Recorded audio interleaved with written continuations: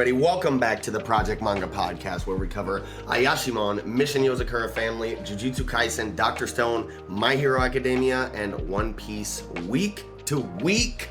Back this week covering Weekly Shonen Jump issue number 9. I am your host, Eagle. Knox. Meloyanis.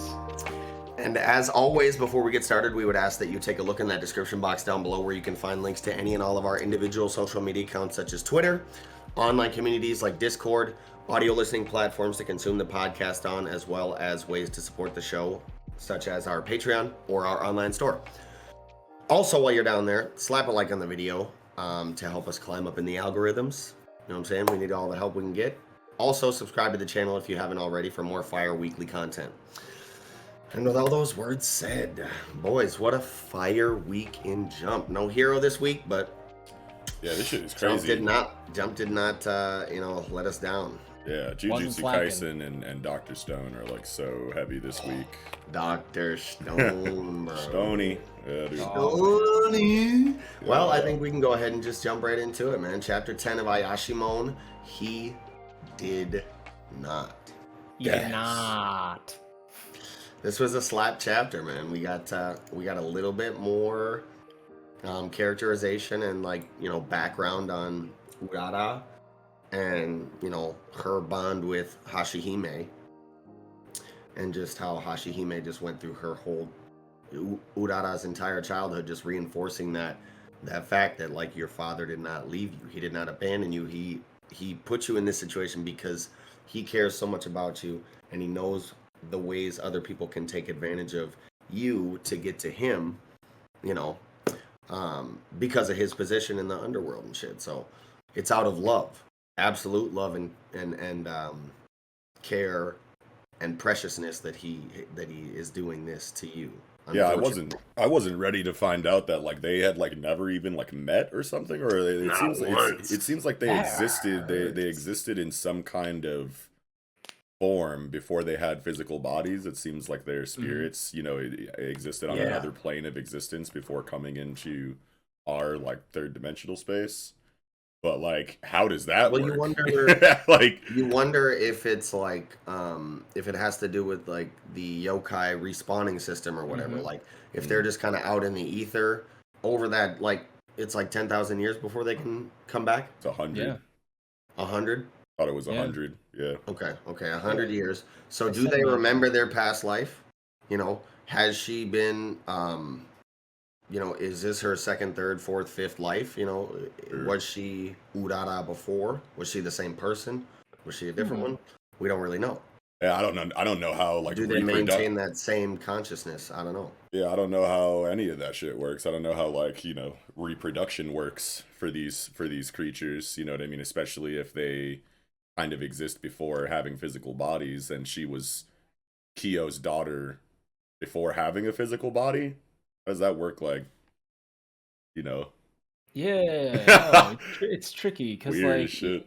Even I have a very shaky understanding of reincarnation inside religions and the Dharmic wheel, and passing through various spiritual lenses to come back and be refined. We talk about how we are mostly born anew, and that death is kind of a wiping of the slate in reincarnation, and that there is leftover remnants of past lives. People have deja vu, people have dreams of past lives, stuff like that. So that's very much a thing. But also at the same time, they're not human. They are still yokai.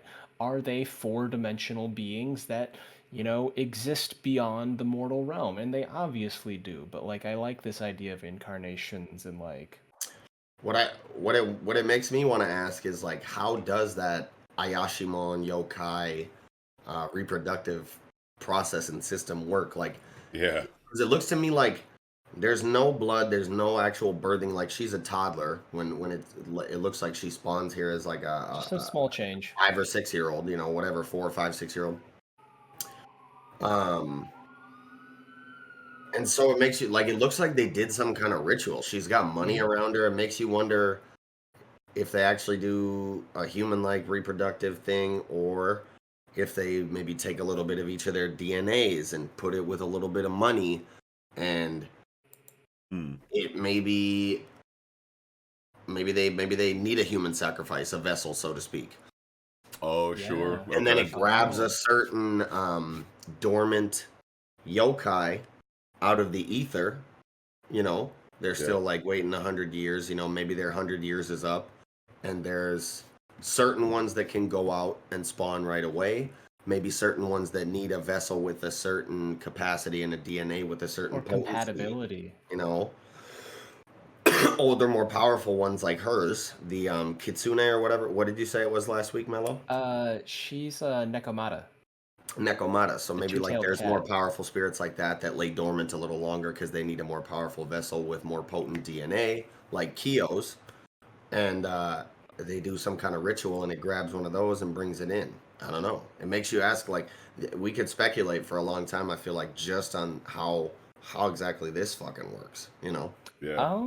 You know, I honestly kind of consider the idea of like dolls being like a thing, like having like a clay doll that represents like the body, and The that body. the yokai possesses that, and they use money as kind of like a literal value sacrifice to impart that value.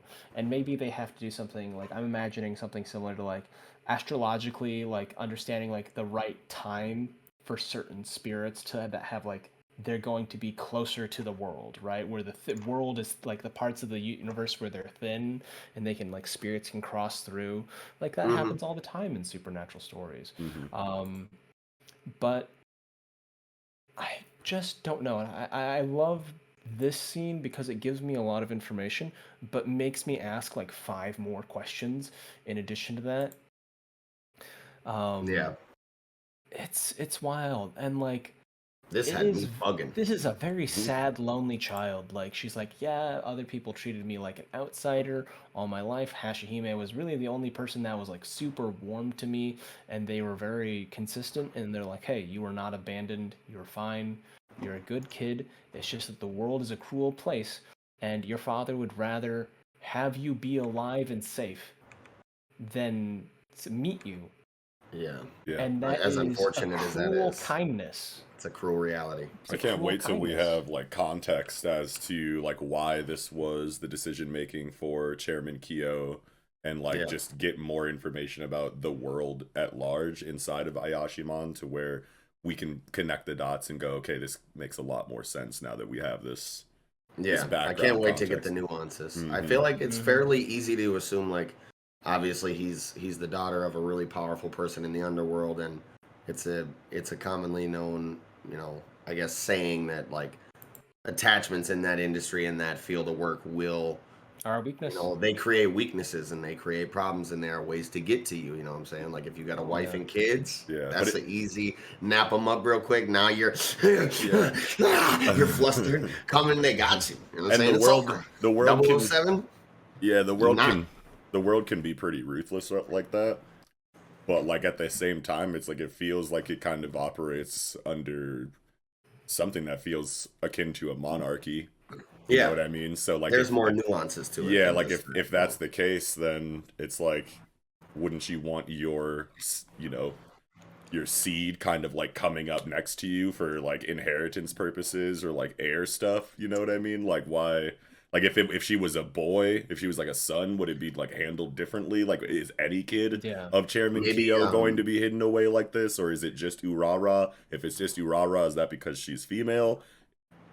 Maybe he was like planning on kind of bringing her into the fold later on down the line when she had developed a little more, because we do get a little bit of this subtle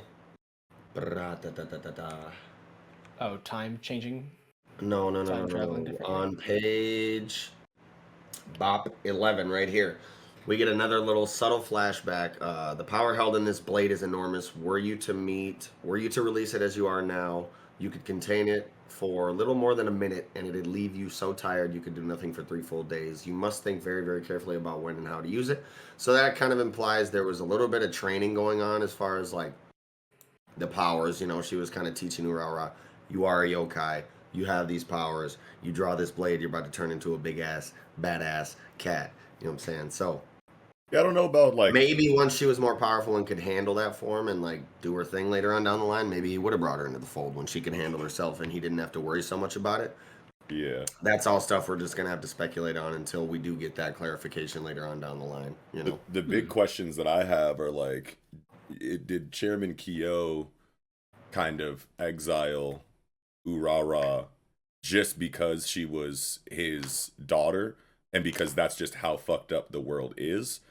Or is there a specific conflict that Chairman Kyo foresaw brewing and knew that like other members of the Yakuza were on fuck shit at the time that Urara kind of came to be? So he's like, okay, the Yakuza life is moving way differently than it used to. Under normal circumstances, I would bring my daughter up beside me and, you know, give her this blade. Like maybe that the power in that blade was just like Chairman Kyo's last kind of like thing for Urara because he knew his time was coming up. He knew that he had her stashed away, and he knew that once he was assassinated, she would want, you know, to come like, kind of like reclaim the situation. So he put all of her potential in this blade for whenever the stars aligned and the situation called for her to kind of reclaim that situation.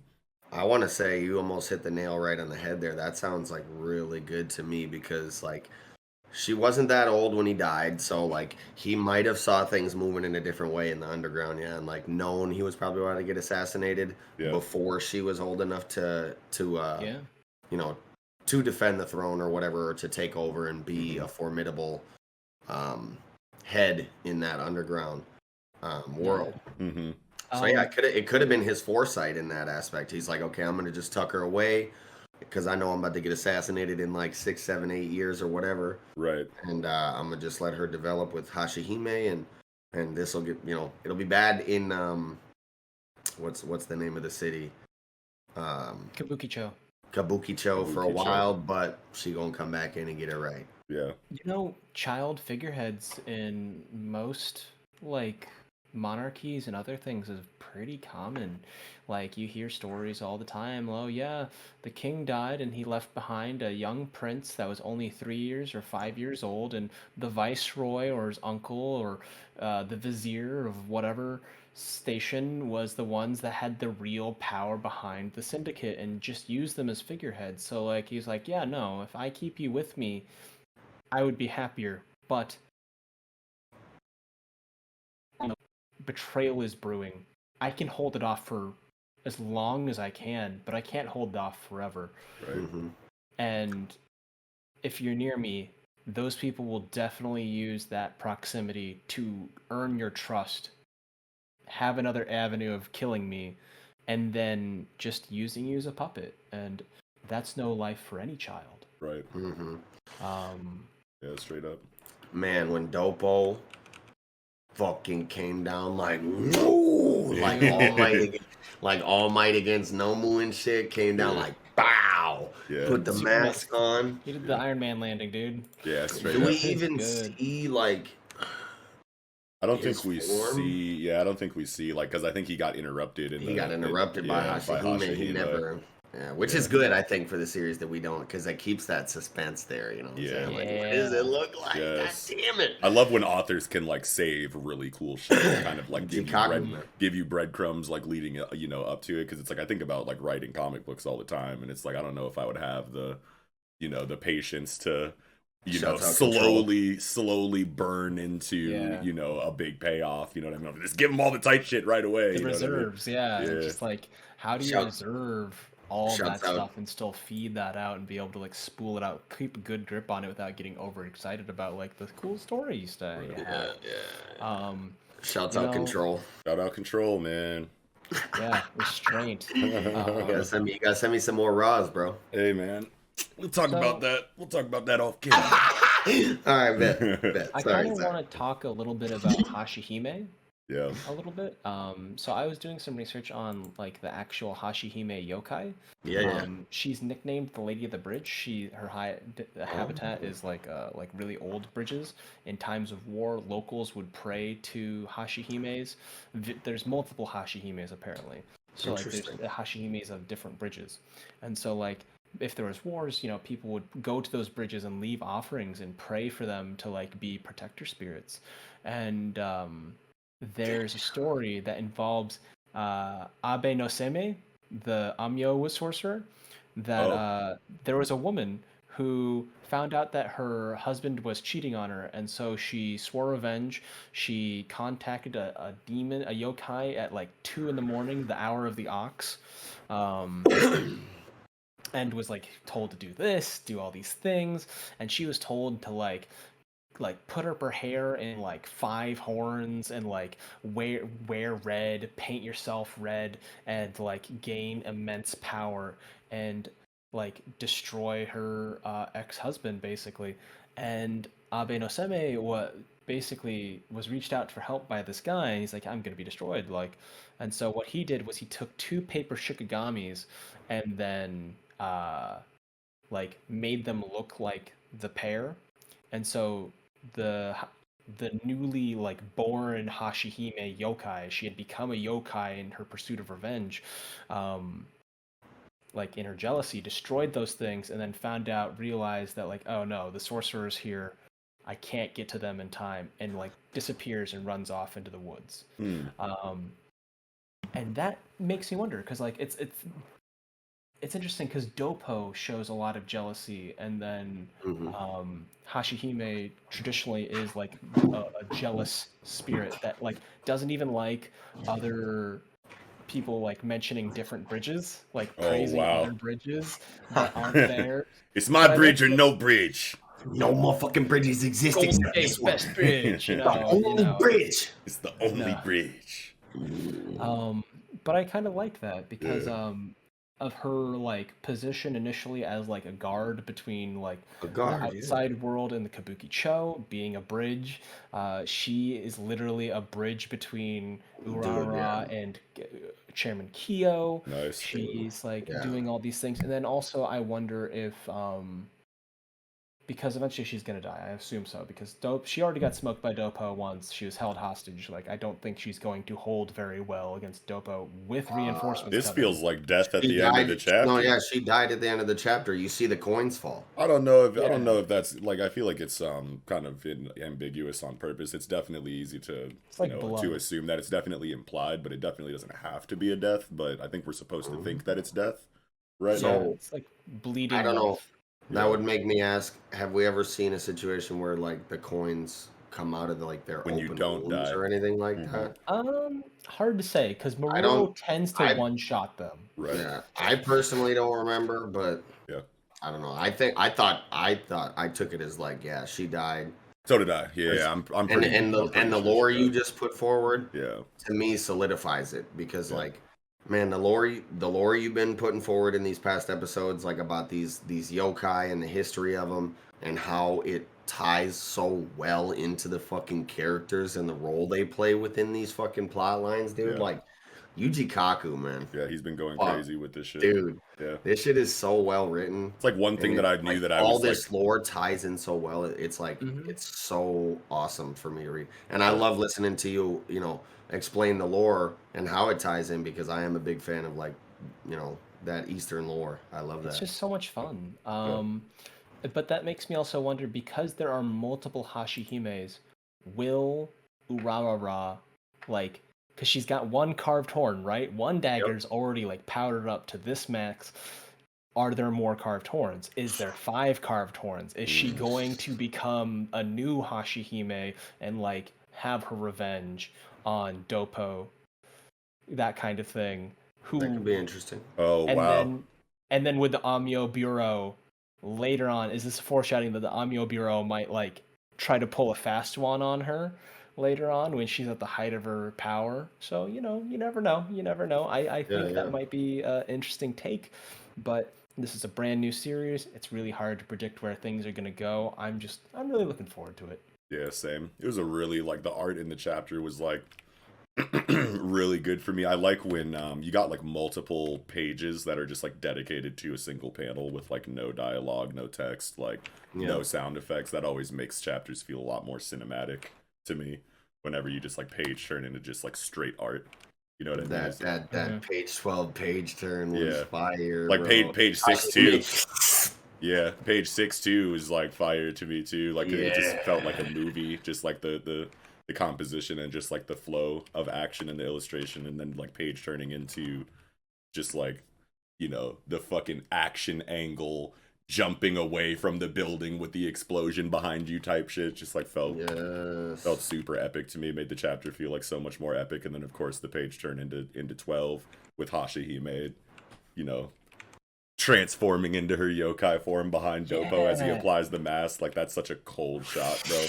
Yeah, that shit's dope. Like, this like iron yokai mask was like destroyed right where like her hair covers all of it. So like that mirrored her own like hair and her humanoid face. And then like I like that because she is like a bridge spirit, her form almost looks like controlled water wrapping around water or mud kind of sludge or maybe even like that's what goes over bridges, mortar, you know. Bridges, if you think about building materials like mortar, like even concrete, you know, it can be kind of like a liquidy, sludgy, slimy form like that, you know. Absolutely.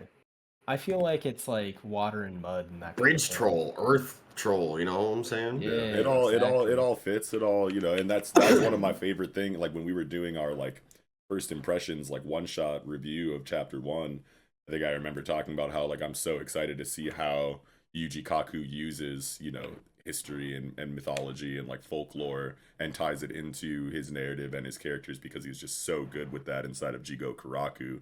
That was like one of the things that I was like most excited to see him do in Ayashimon, and it's happening right now in front of us, and it feels really good, especially with Mello's, you know, research and knowledge of folklore and shit like that. Just makes the reviews just pop that much more for me. The one thing that like the one thing that keeps me from looking all the lore up myself and like looking the names up and shit is like I love listening to him just explain it, and I'm like, oh dude, that's so fucking nice, dude. I always say I want to, and then I like never do, and then I like get to the review and then Mello does it and I'm like, oh yeah, that's why I don't. I think it's good for the conversation good for the conversation to have us both be like, oh shit, dude, that ties so well in, and then it kind of spurs the discussion on a little bit more. But do you see fucking Hashihime's mask too, like on kind of like break? It never really forms fully because she's, you know, kind of injured here, but her mask is dope. I love like the big hulking like monster forms with like relatively like smaller masks in the middle. I feel like we see that like a lot in fiction. I don't have any examples off the top of my head, but like I am familiar with this aesthetic somehow, and I just like love it every time I see it.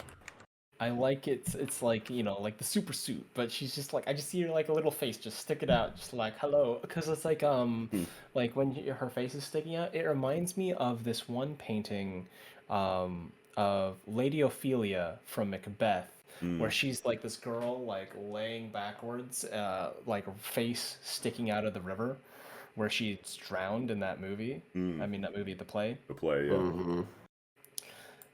Oh, not Macbeth. Is it Macbeth? It's either that or Hamlet. I always get those two confused, to be honest. Not the biggest Shakespeare fan, so I can't really help you there, but Oh man, this chapter was really big because it redeemed a lot of like Urara's earlier callousness, and that she was just like, you know what? I was mad that he died before me. Like she's like, because her whole thing was like, am I abandoned? No. Am I abandoned? No. And then like when a parent dies, it does feel like you are abandoned by them. You feel left behind. Like I'm speaking from personal experience, and it's like I know intellectually that is not true. It is not something that they want, but like you can't help but feel the way you feel, especially if you're young. Like that. Knowing that Urara was kind of like exiled in the first place to like give that first feeling of abandonment by her father, and then to never meet him, and then to get word of his death, like doubling down on the abandonment aspect inside of Urara.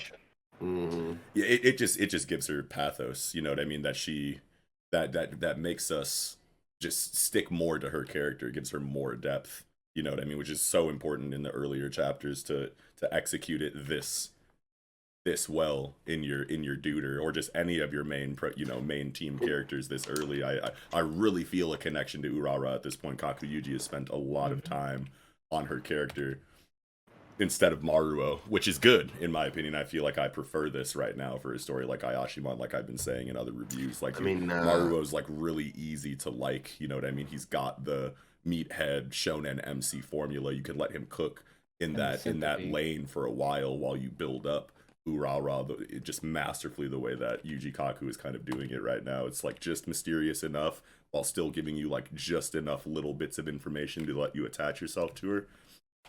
I could see big payoffs in the character arcs of like both Maruo and Urara just based off of the current pacing that we've had these first 10 chapters.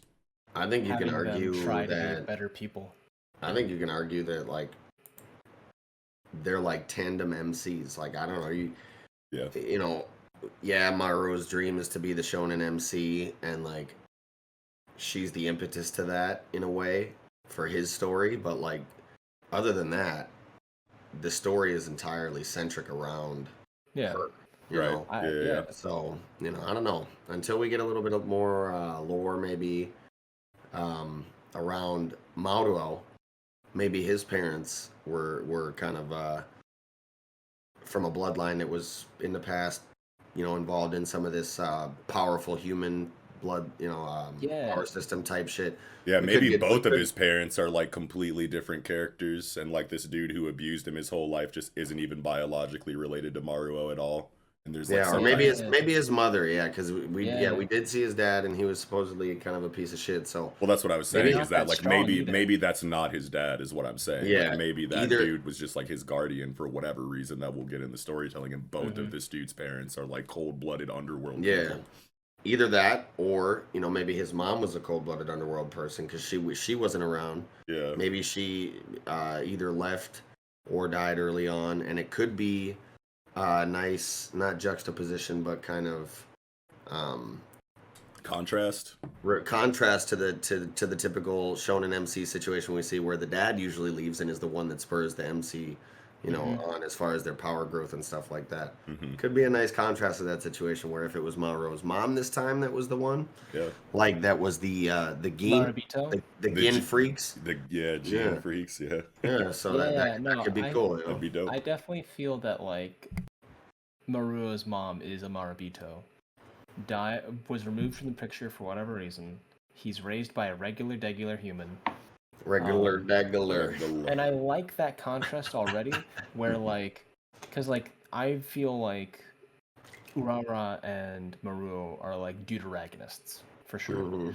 I feel like this is strong enough writing, and like it's 2022, and like I trust Kakauji to like not just sideline a character just because he's already got the focus on like manga stuff, so like he's already like, here are the tropes that I've always felt flat. This is something that I can do to reverse this thing.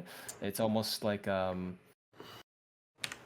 feel like this could easily just be a little love letter to the industry, so to speak, in manga. Sure. What blows my mind most about this series is the fact that it is so well put together, and like, okay, so how Nox, you'll know this, I think, maybe not off the top of your head, but how long ago did Hell's Paradise Jigo Karaku end? It's like less than a year, I want to say. Before... And this is already in serialization. Yeah, he got right to it. He was dead serious. It's this well put together. Yeah. How the fuck, like, within that timeline, like, he must have already been, like, kind of working on it in the background, but man, that just feels like such a great testament to his skill as an author. Yeah. The fact that this is so well put together. It ties so well into like that Eastern lore as far as like the yokai and the characters they represent and play. Yeah.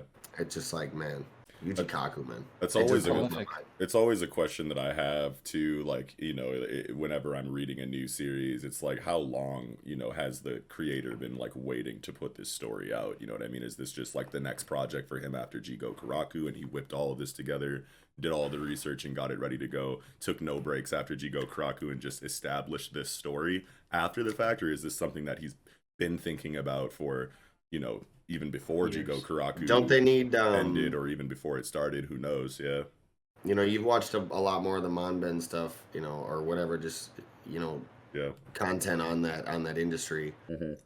So do they don't they have to have a certain amount of like outline, kind of like storyboard ready or whatever before they approve the serialization? Like, don't they kind of have to come with like a script, so to speak? Proof of concept. Yeah, proof of concept. I don't really know exactly how the entire like inception to green light, process works on the eastern side of things.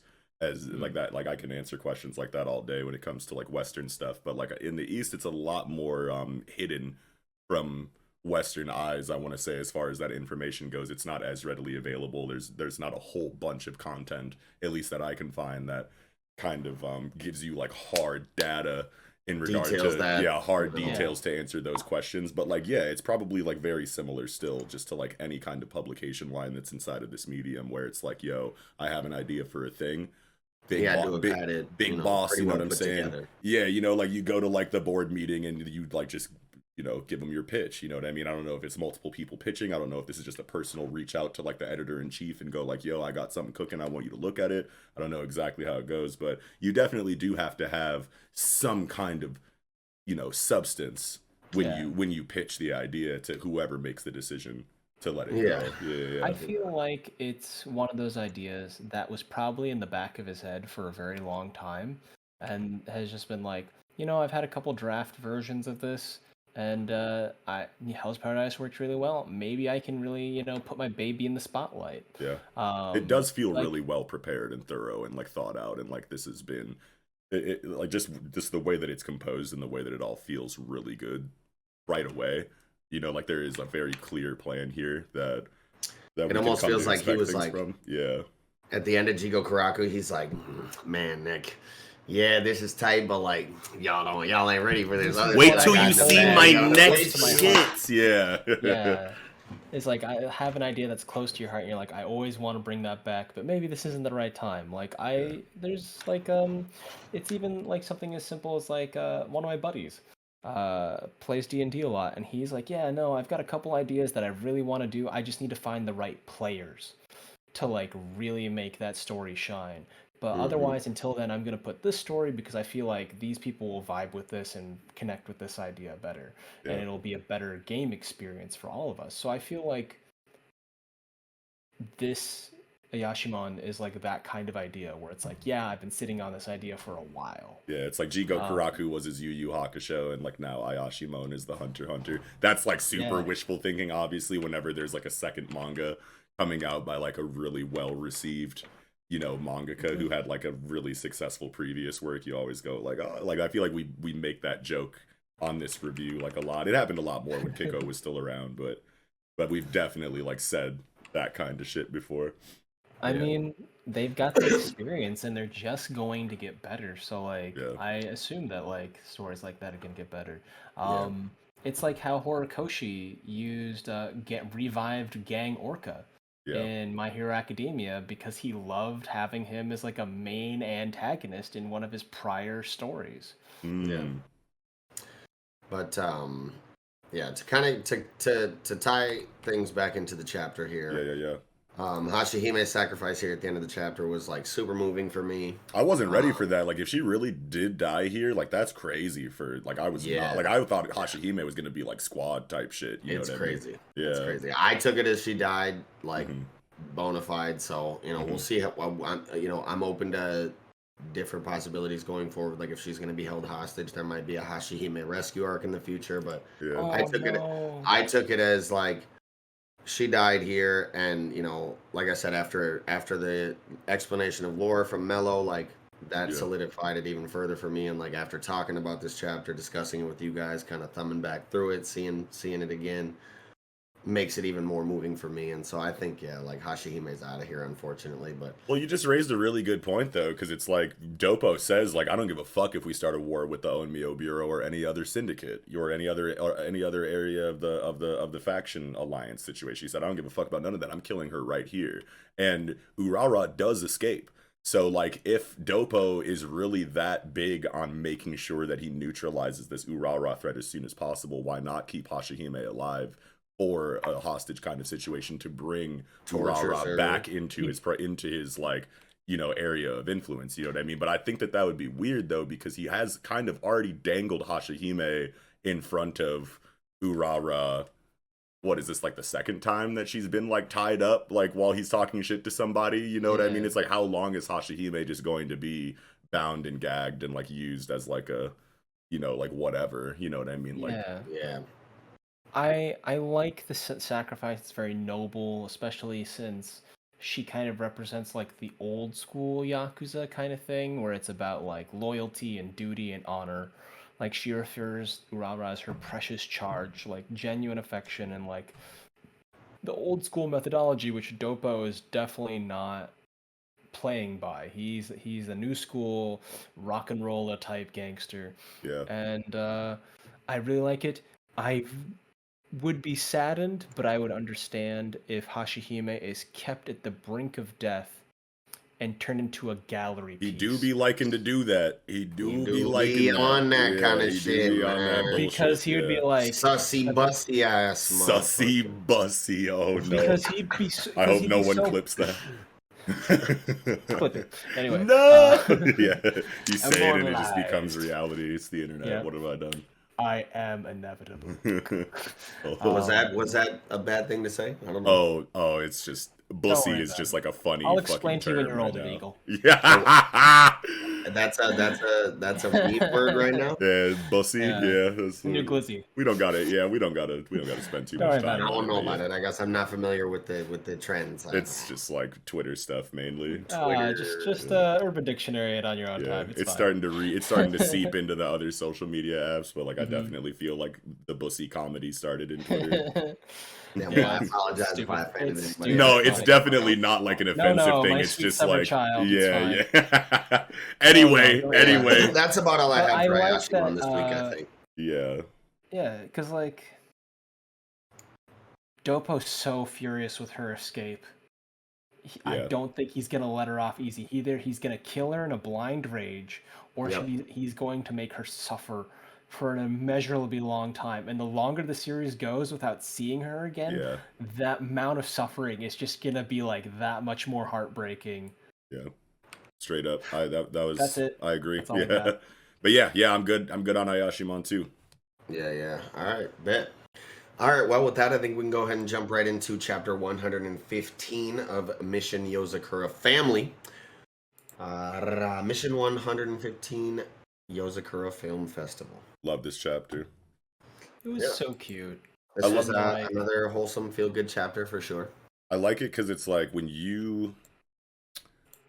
I feel like I got to be careful not to just like repeat like the same praise that like I have been giving it for probably like the last like 3 chapters now. But like what I like about this one is that like everybody gets their own like little like moment of like focused development related to their choice of movie for, you know, for this film festival. And I feel like inside of shonen storytelling, whenever you focus on character development or, you know, whatever, and whenever you're giving like very like character focused writing, it always pertains to like the overarching narrative in some kind of way, or you get like pathos and flashbacks that, you know, don't really give you the kind of information that these slowed down slice of life chapters give to the characters of Yozakura family. You know what I mean? Like I feel like the more little kinds of you know, non-dramatic information that you get about characters really helps for at least my understanding or my attachment for the characters. Because it's like, sure, you know, random, you know, shonen character has a flashback where his whole family was killed by a certain faction, and you know, he wants to he was a loner outcast and like couldn't really trust anyone until he met the protagonist group. And now like you get character, you know, development and growth through like the interactions with those characters and what they end up facing in their day-to-day lives. Even if it's not action and dramatic, it all kind of pertains to the overall like story overarching narrative. But in Yozakura family, you get like chapters like these where it's like, this is my favorite movie, this is my favorite food, this is what I think about shopping, this is what I think about, you know, mundane, regular, everyday life stuff. And it's like when you get information like this regularly, because that's just the kind of story that Mission Yozakura family is telling, then I feel like it's easier for me to connect with characters when there's just that many relatable things in their character arc that are kind of just like being thrown out there as far as information goes. I feel like I can just like get to know these characters a lot better because we're covering things like and they get, you know, overarching narrative development and things like that too, pertaining to the overall world and story of Yozakura family, but you get a lot of these random everyday life things constantly that just make me feel more attached to the characters than I usually do in shonen storytelling. That was long-winded, but that's how I feel. Yeah, no, those small details really add to this like sense of like versimile or like the sense of realism, because like Koichiro is like, nah, like don't stack up the plates, just leave them for the staff. And like, okay, I see who he is as a person that works in a restaurant. I'm like, all right, cool, you're that kind of person. And like there's different kinds of people who like the people that are like, oh, I'm gonna help, but they put all the napkins in the cup, and I'm like, thank you, I appreciate that, but I'm gonna have to be shaking this for a minute. Yeah, like, right. no, it's just like those little touches. I like Stuffs that they're the like napkins in the cup. dude, and some people are helpful, but they're really bad at executing it. If you do that, what the fuck is wrong with you, you mook? Heart's in the right Jesus. place, but execution is buns. They got the spirit. Exactly. They got the spirit. Execution is buns. Hey, you know, can't win them all. Can't win them all. But I do like that. Like it really reveals who they are as people. Like, yeah, it just does. It just it reveals who I they think are as people. It's hard not to kind of, you know, echo some of the same praises we've been talking about these last couple weeks when we're in a portion of the story right now, you know, where Hitsuchi Gondaira is flexing that part of their storytelling ability, is like fleshing out these fucking bonds between these characters, the characterization of like the stories behind each one of them, and like their favorite movies, or like what their favorite flavor of fucking souffle is, you know, just all these different things, like those different things that you learn about people, you know, like every day behind the scenes. Like, yeah, these people are spies, but they're also people, they're and they also feel real as fuck. they're also people. They're also a family, and you're learning about that in these, you know, portions of the storytelling arcs. And you know, the author just does it so well. Like that, like I said, it's hard not to echo kind of some of the same praises, you know. Just like I love the movies. Yeah, like the movies are like so like funny. Like when it gets to and it's like a wolf tale. It's about a family of wolves on a big adventure, but the wolves often complain about the director. It's like that's definitely not in the synopsis for the movie, but because she can understand the animals in the scene, like that's just brilliant by Gondaira. Right? Like that was masterclass. Like I loved that. It's like this food sucks. It's like you could say that again. I was like, oh my god, that's hilarious, bro. And then it gets to the dog, and he's like, "Arf!" A history documentary of like war and shit. And it's like you would think the dog would be watching the wolf movie, but yeah, I didn't even think about that. I just like super manly dog. Yeah, Goliath, like just on some, like, I got a movie too. It's just like you're adorable, dude. Bro. I like on page 2, Jozu, you can see the picture of the shark just smiling, goes Jozu instead of Jaws. I'm like, yeah, that's funny. I didn't even see that. Oh my god. And like when they're going over Cheyenne's like horror movie stuff, she's all about like, she's just that nerdy shut-in that loves horror movies, and I'm like, I've met so many people like that. Yeah. And I like the like pseudo names for the things, like Monday the 13th for yeah, dude. Wow. I'm like not even, I did not spend nearly enough time on the art for these DVD covers. Yeah, like I'm funny. Like, and Rin for the ring, and she's just like, yeah, yo. Oh my god, that's amazing. Zombies are like, why me? It's like existential zombies. Yeah, is that what it says? I thought I saw sticky zombie, sulky, yeah. Sulky zombie 5. Why me? Dude, I love the fact that instead of Rambo, it's Rinbo. Yeah, instead of Rambo, it's Rinbo, yeah. And I like Shinzo's reaction. He's like, yeah, it's not over the top like that in real life, you know. It's just I don't like action movies because, you know, the gunfights are so fake. Obviously fake, and it just shows like Neo. Like you can see like Neo, like Keanu Reeves, basically in this panel. Hold on. It looks like to me. What's up, man? Yeah. Sorry. No, go ahead. Sorry. I don't have anything. What's good? I want you to finish your point. I already did. What do we got? I was just like geeking over some more of these movie titles that you can kind of see if you zoom like really far in, and like if you full screen and zoom really far in, you can see Beauty and the Stud. Where, what page? On page 2, Okay. still, where Okay. she's got kind of all of them laid out with Jozu. Live hard instead of die hard. That's Live hard, amazing. yeah. That was funny. Drymon, what's that? What do you guys think that is? Where? Doraemon? Yeah. Doraemon? Yeah, it's definitely And Doraemon. what's this? Silence of the sheep on the left instead of Silence of the lambs. That's hilarious. That's hilarious. Yeah. Okay, so under this dialogue bubble on the right, it's Pantinic. Where? Oh. Yeah, I see it. Hold on. It's hard. That one's like really hard. I can't do that one, but I did just Yeah, notice. some of them- I noticed Moon War above that, which is Yeah, like Star Wars. probably supposed to be Star Wars. Yeah. Yeah.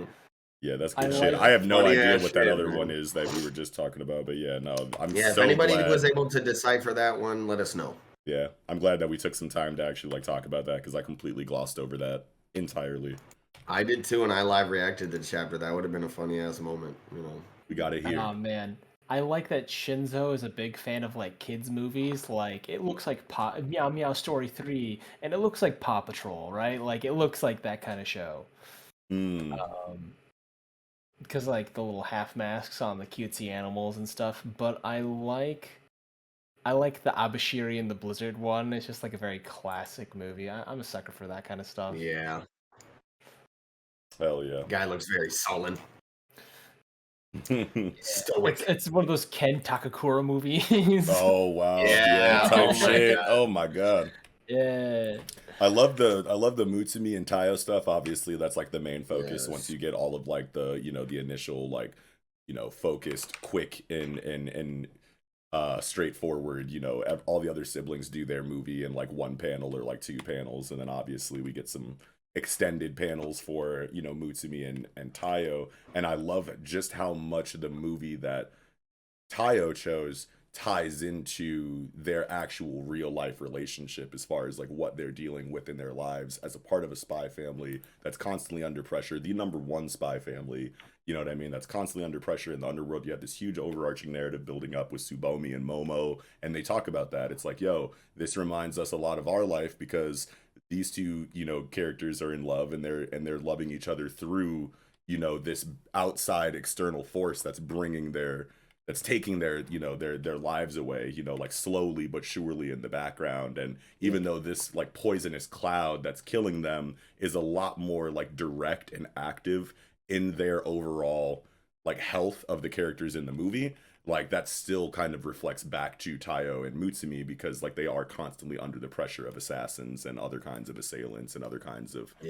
things like that. So it mirrors really well in that way, and it creates a vibe of just like emotional maturity that's kind of like crazy to think about for characters that are this young. And I know that that's something that's already been touched on in the series as far as like kids that had to grow up so fast because they're living in like such an intense world of like underworld crime and shit. Like you basically just don't get a childhood essentially like you'd think when it comes to things like that. And they have definitely a very different childhood than like like if this story was like in the West, there would be none of this cutesy slice of life every day. Like there'd be no shopping, there'd be no movie night, there'd be no Halloween like dress like maybe you'd see those things, but I mean it feels like such an Eastern thing to have such dramatic and traumatic, dark, crazy things happening in the foreground, and then you come home and like everything is like like we're regular teenagers in the world, or I almost said America, but just like regular teenagers, like out in the world. It's like, how can you go back to such, wholesome, jovial interactions in life when you have this crazy underworld universe that you live in and all of these dramatic like storytelling points that have like brought such crazy drama into your life. I just love that about manga specifically, is that you get so much more dynamics like these that are just like really cool to think about. But like either way, before I fucking like tangent off too far, I just love how Mutsumi and Tayo's relationship is represented through the analog of this movie, and how it just strengthens at least my perception of their relationship and just them as characters by just having like a super relatable like sob story analog tied to them in the form of this movie with this like old couple that loves each other and doesn't know why they're dying. It's just like so much like it just turned into such an emotional roller coaster for me after we come out of the comedy of the other siblings movies. Yeah, I was just like, holy shit, this is so deep. Yeah, it's sweet and deep and just like really, really brilliant character and story writing.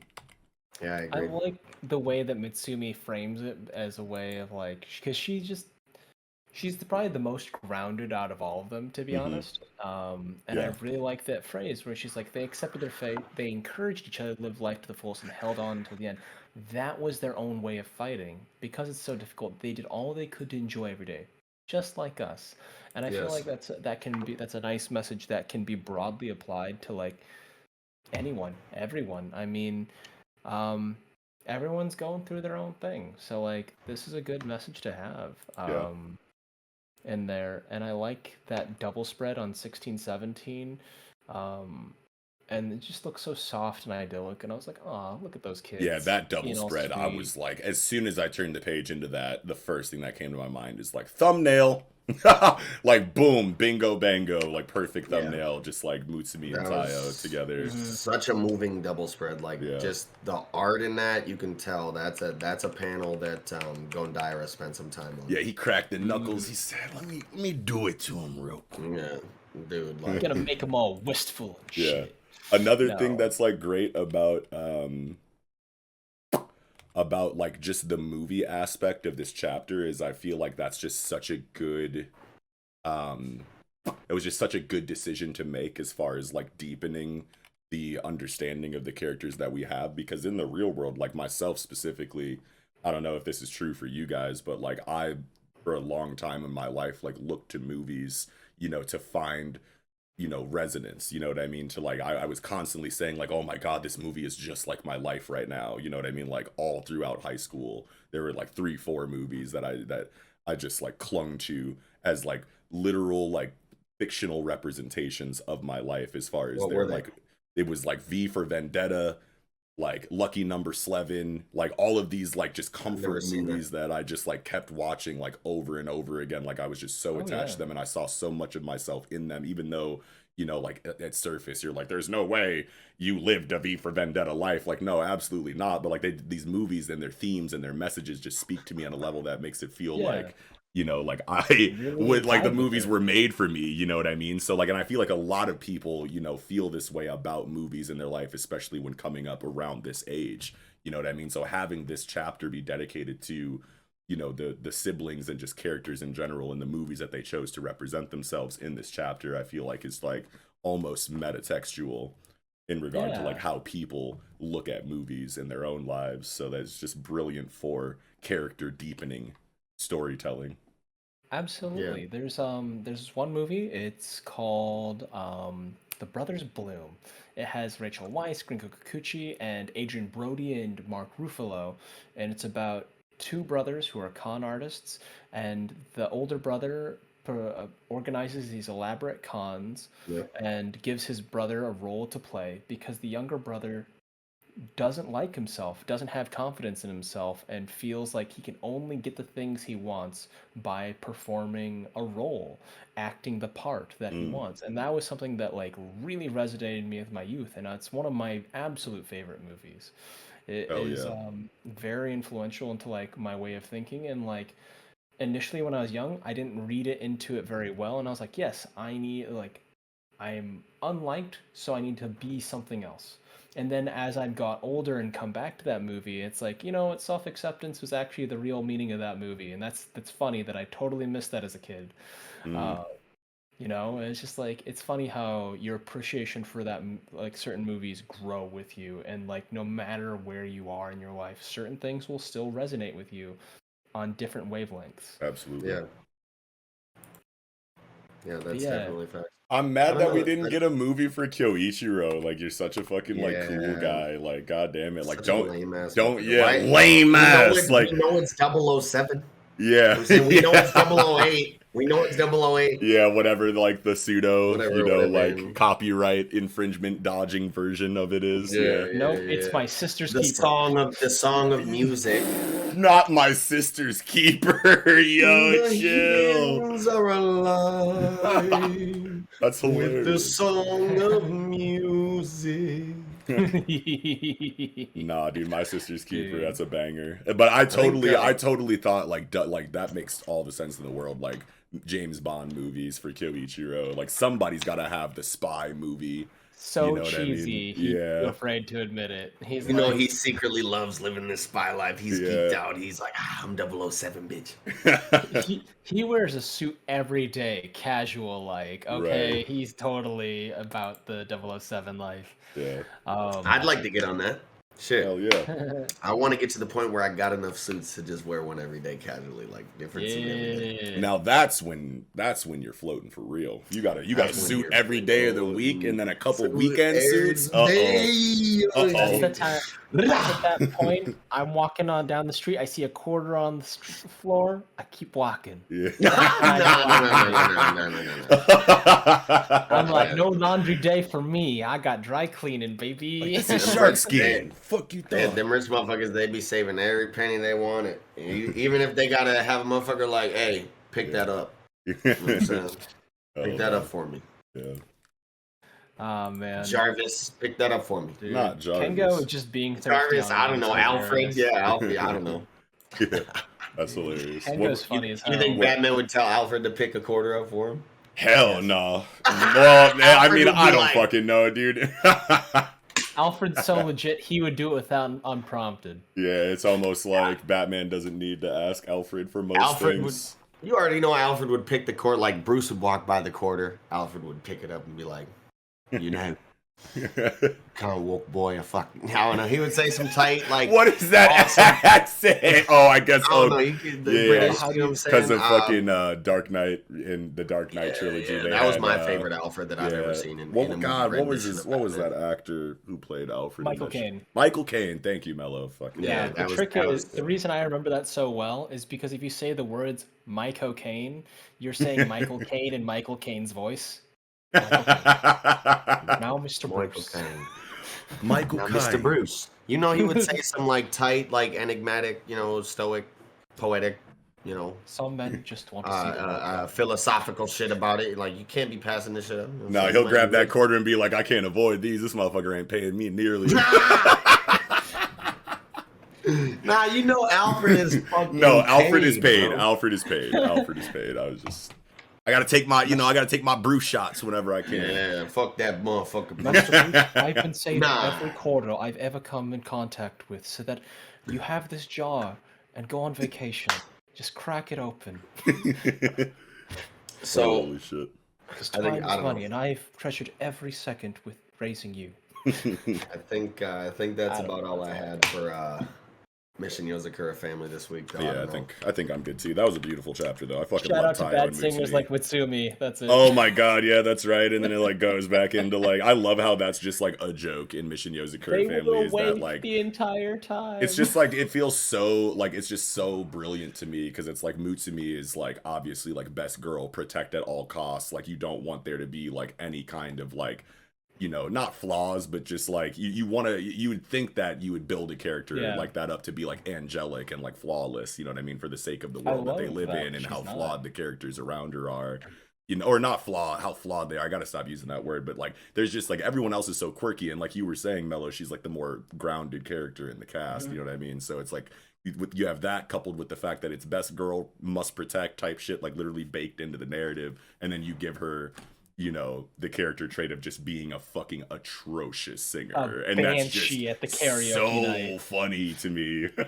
Dude, I love that she's not on a pedestal when it comes to like Yeah. personal qualities and stuff like Yeah, that. absolutely. Also, I think it's hilarious that like all the siblings were awake during that time, and then she knocks them the fuck out with like the Black Canary banshee scream of like the hills are alive. Where's the helicopter music? Yeah. Alright, well, Yeah, that's it. that does it for Mission Yozakura family. Yeah, I think I'm good too, for sure. Mhm. All right, well, with that, I think we can go ahead and get right into what I think is going to be the discussion of the night, possibly. You know what I'm saying? Chapter 173 of Jujutsu Kaisen, Jujutsu Kaisen, Tokyo #1 Colony, Part 13. And dude, I thought that the dialogue between Reggie and Megumi here at the end of the chapter was like actually somewhat wholesome in a way. Really? This shit is Reggie's words and to Megumi's and like the look in his eyes as he said him. You know what I'm saying? Yeah. Almost of relief, like in the panel on like page 3 in the middle panel, like that look in his eyes and on his face above in the panel above that almost looks like relief because like as much as I don't know, like he might be grateful in a way to Megumi for like killing him because as much as like one would instinctively try and survive and do what they need to do to like further their own life in a situation once like you this know it's over, where you're revived and you're like, oh shit, what's going on? Like, and then this guy pops up like, bah, bah, bah, bah, bah, bah. These are the rules. Like, you got to start killing motherfuckers, or you're gonna fucking just die due to this rule system. Like, you're gonna be like, okay, it's on and popping, but like, who would want to be revived into that scenario? You know what I'm saying? We don't know, like, really. That's probably just the kind of life that older sorcerers just like want to live. You know what I mean? Like it was said it was a lot more chaotic during that time, but I don't know. So if it's a lot more chaotic, you're gonna have a lot more characters that just live for that chaos. Yeah. Maybe I read it wrong, but like willing to accept it too. Yeah. They're just like, well, that's my life, I guess. Nothing new. Yeah. I see what you mean though about like this Reggie art though. Like he definitely does look very like somber, very acceptant. You know what I mean? Very like, all right, it's my time. I'm ready to go. You know what I mean? Like, thanks for the great fight on my way out. But he definitely curses him at the end. You know what I mean? And this is like dying wish curses this is bar for bar, like, which is crazy because we were talking about like how this kind of chapter would kind of go in our last review when we had Ronan on, and we were talking about the possibilities of like, is he just dead, or is he going to get some kind of final word? You know what I mean? In the next chapter, et cetera, et cetera. And I think Mello just right away was just like, I think he curses him as he dies, and it's just like confirmation in this chapter for that. So that was really cool. It's so sad. I was really hoping he was gonna, because like Megumi is so cautious. Like even when he's like being given points, he's like, hey, why'd you do that?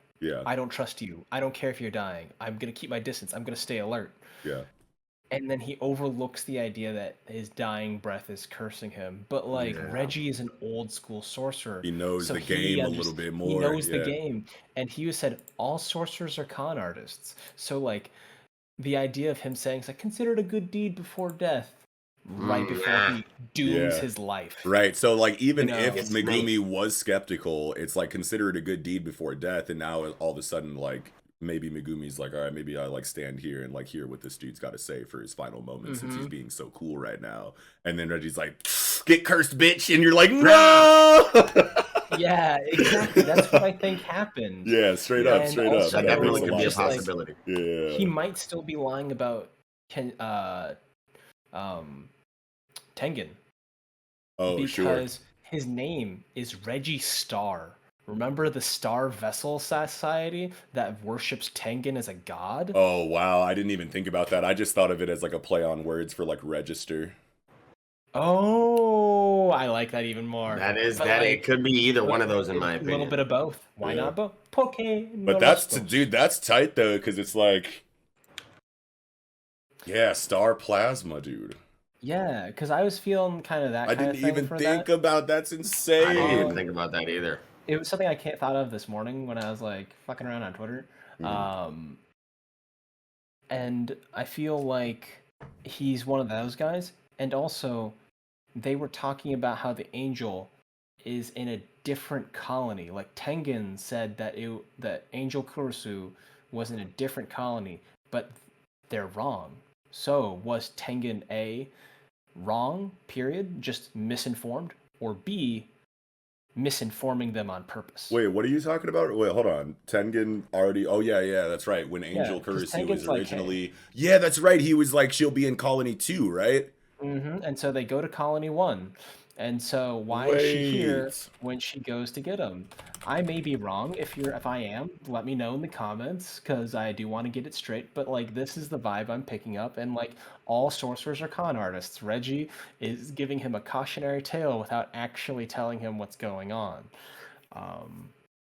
Wow, I'm like looking into it now. You guys keep talking. So I want to know what that kind of thing is, and then let fate toy with you before you die like a fool. You skip forward to page 12, 13, and even page 10, 11.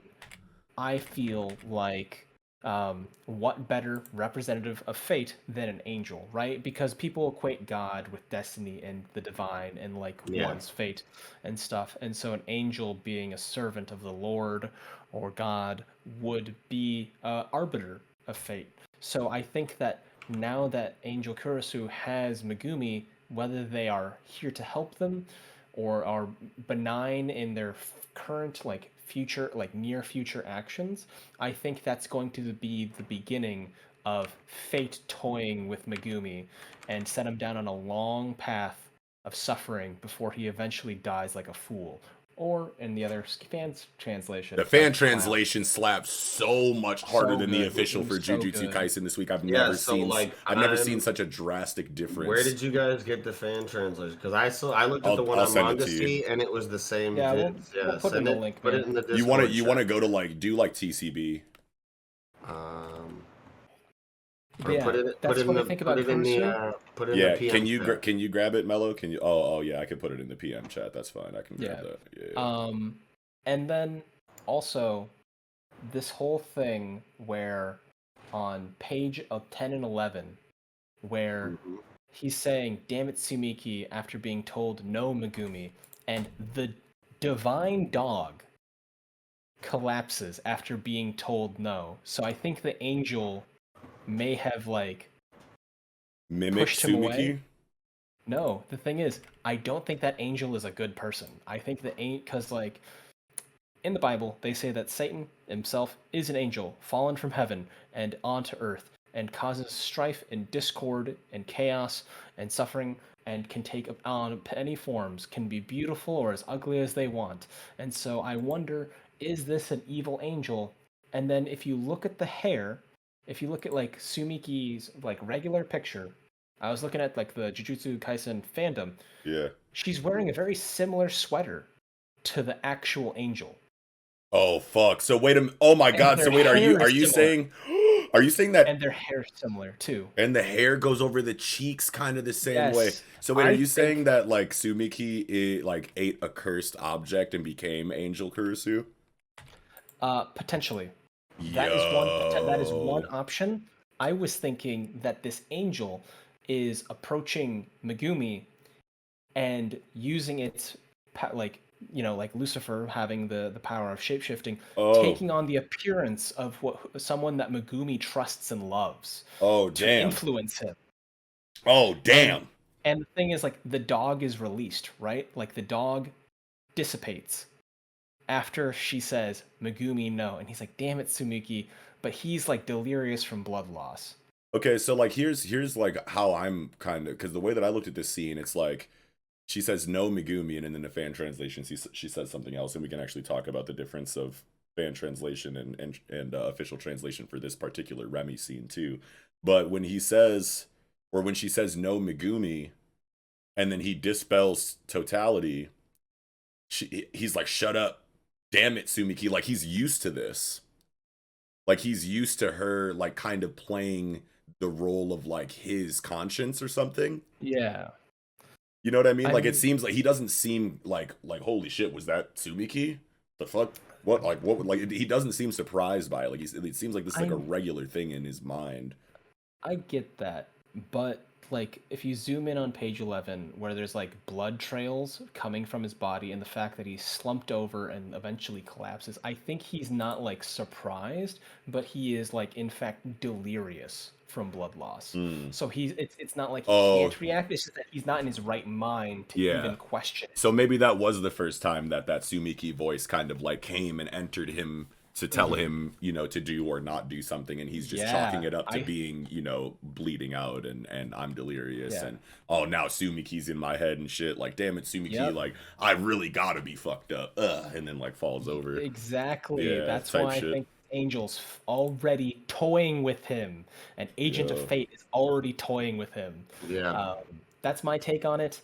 I totally thought where you were going is that like I don't know why I thought this, but I thought you were trying to say that Angel is Sumiki, and that would just like fucking blow my mind, because we know that it's an option. We know that there's like two different kinds of, you know, sorcerer that was created for the culling game according to the end of the Shibuya incident, and Kenjaku was like, what did he say? He's like, I'm either going to like make everyone eat a cursed object similar to Yuji, or I'm just going to like, people are just going to wake up with curse techniques suddenly that never had them. If I'm going to rewire their brain, people who were supposed to be Jujutsu sorcerers, who had the potential to be Jujutsu, excuse me, people who had the potential to be Jujutsu sorcerers, but like just like their regular day-to-day lives never being, you know, introduced to the sorcerer society and having the proper training, just like rewired their brain to like regular contemporary society, and they never developed their curse technique. I'm pretty sure is how that was explained with like Junpei and stuff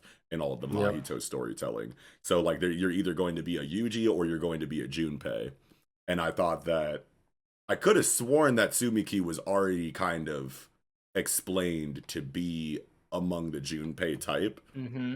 I don't know if that's for sure, though. Someone's going to have to remind me of that if they remember offhand in the comments section. But if that wasn't specifically stated, then the possibility is there that she could be a curse object ingester, you know, or consumer, you know what I mean? That like is essentially, you know, the same kind of dual personality relationship that like Yuji and Sukuna have, and Sumiki Kenjaku had Sumiki eat a cursed object, and then her, you know, opposite side of the coin is this Angel Kurisu character. That would be fucking insane. I think that would be awesome, because he would be like, Megumi would be even more conflicted about fighting Kurisu, because it's within his sister, and like the angel is the reason why she's not in a coma. So like, by doing that, would he undo the progress she showed, and like would she fall back into a permanent coma again? So he'd be like, I don't know if I can, if I can't. I like both takes, to be honest. I'm really excited to find out a little more. That's why I just love Jujutsu Kaisen, man. It's like all of the characters are so interesting, and they just have like such, you know, robust backgrounds and like, you know, philosophies, that it's always just like you just get hit with a bunch of moral quandaries and crazy like deep philosophical questions every chapter whenever new characters are introduced, and you get explanations of their motivations somewhat, or literally just any dialogue from them in their initial characterization just sparks like so many conversations inside of the community, because Gege is just that deep of a character writer and just has that many good ideas for characters in his story. It's really impressive how just vague information inside of Jujutsu Kaisen will have the streets jumping from week to week. You know what I mean? Like, that's just insane to me.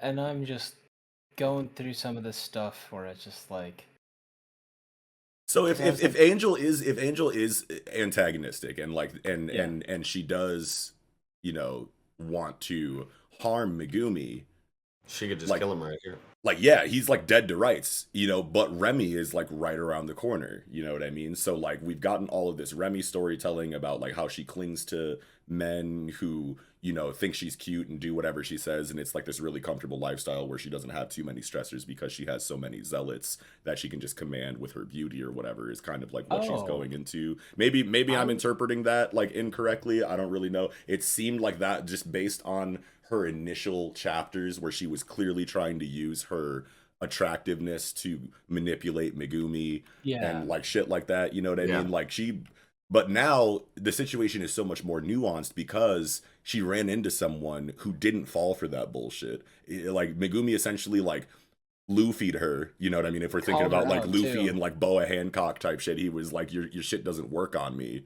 like, I'll really kill you, bitch. Like, do not play with me. You know what I mean? Like, I Mm-hmm. don't think she's ever encountered someone like that. And then on top of that, once the tables kind of like turned and true colors were revealed, Megumi was like, I'm gonna fucking kill you because you lied to me. But then he also like kind of protected her and like, you know, Mm-hmm. went off and fought other people. And now Megumi has her dead to rights and he dispels Cone totality instead of Yeah. just ending her shit. So now she's probably sitting here going like, this Megumi dude is like the actual guy that I've been looking for. Could do some selfless Yeah. like act of like love, passion type shit and step in, you know what I mean, to kind of like stop Angel Kurisu from whatever malicious intent she might have towards Megumi in this scene. And then we might get some kind of sacrificial or like at least some kind of time delay to allow Megumi to kind of like Yeah. regain himself and like see, you know, Remy Yeah. kind of going to bat for him. I think that would be pretty cool too. Yeah. It's really interesting because it seems like she was just like, you know what, life is hard, and if I have someone taking care of me and doing the decisions for me, I don't have to worry about that stuff. And that's the Oh ideal wow, that life reminded she me of seems to Denji want. just now when you said that. That reminded me of like Denji and Makima type shit. Yeah, no, I mean, I feel like that's kind of who she sort of represents. Oh wow. Um, and then I was thinking that like Angel Kurisu speaking as Sumiki Mm. was saying, Megumi, stop. And she's one of the reasons, she's a little bit of the reason why the divine dog stops. Because the divine dog, it's a positive spirit, and she's an angel. Because that tied to that thing. Because like we even know that Positive Maharaga spirit. is like Maharaga is like a angel of its own, sort of. Oh yeah, he had that like positive energy blade on his wrist or Mhm. whatever, on his like Yeah, so gauntlet but or whatever. like the name that it's called the divine dog, so I feel like an Yeah, angel might have some influence there, especially sure, if she's sure. toying with Megumi. I don't think that she's going to be like out actively malicious, but I think that she's going to use him. Hmm. And like with the art on table 12, like the way her hands are placed, it's almost like she's like gonna snatch him up. But maybe it's Right. just because I'm biased It's and I have my suspicions planted in my head already. Like, how do I interpret this art? it's just such a crazy situation um to have a character in a story like this who's just curse technique is to just extinguish yours. Like you can Mm-hmm. spam that. Like that's fucked up. You know what I mean? Like that's Yeah. like so crazy that you're that broken in an arc like this where it's just a bunch of curse techniques versus each other and you can just take them away as naturally as Megumi conjures Cone, you know, or Yeah. conjures New Way. You can just take people's fucking curse techniques away. Like that's insane to Man, me. I need to see how that's represented in the actual art and like storytelling because like that's so crazy to think about. can we just talk about Takaba's ability? Yeah, And we how gotta. We stupid haven't it talked is? Yeah, about like I'm Takaba like at this all. is so crazy to me because it's like we had our ideas, like me and you My- kind of like got in our bag a little bit, like when his chapter like first kind of came out about like what his technique could possibly be, and it still could work like similar to like kind of how we predicted, but at least this area of his technique that Gege decided to focus on right now is essentially just like small scale matter or small scale reality manipulation. That's crazy. That's busted. It's Yeah. funny because he's a complete idiot. I love it though, because like I don't remember a fools, because No, like go ahead. they talk about like who are sorcerers, maniacs and fools. That was kind of like an early Yeah. nod earlier at there, and I'm like, yeah, you're all maniacs, and then there's this fucking idiot. Yeah, this is the I don't- fool of fools. Yeah, go ahead. I Ego. don't remember a conversation exactly, but like my buddy Kyle was pointing out to me, he was like he thought, in his memory anyway, that we called it almost perfectly. I don't remember the conversation exactly. Like, what did we say? I remember an area of our discussion in the first Takaba chapter where he interfered in Megumi's fight against Reggie and Hazanoki. And when we were reviewing that, we talked about, I can't remember if it was me or Mello, but like one of us said like he probably doesn't even know how his curse technique works himself. I think one of us at least said that. But I like think as far so. as like this, like when he comes up with something that he's certain will be funny, it becomes reality. None of us said anything like that. Yeah, I Like mean that's that's very completely specific. different.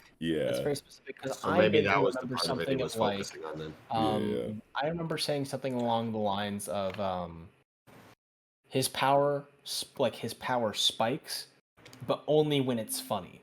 Yeah, we were talking about how like the 70-30 split that was kind of implied in his debut chapter and how that could go into his curse technique.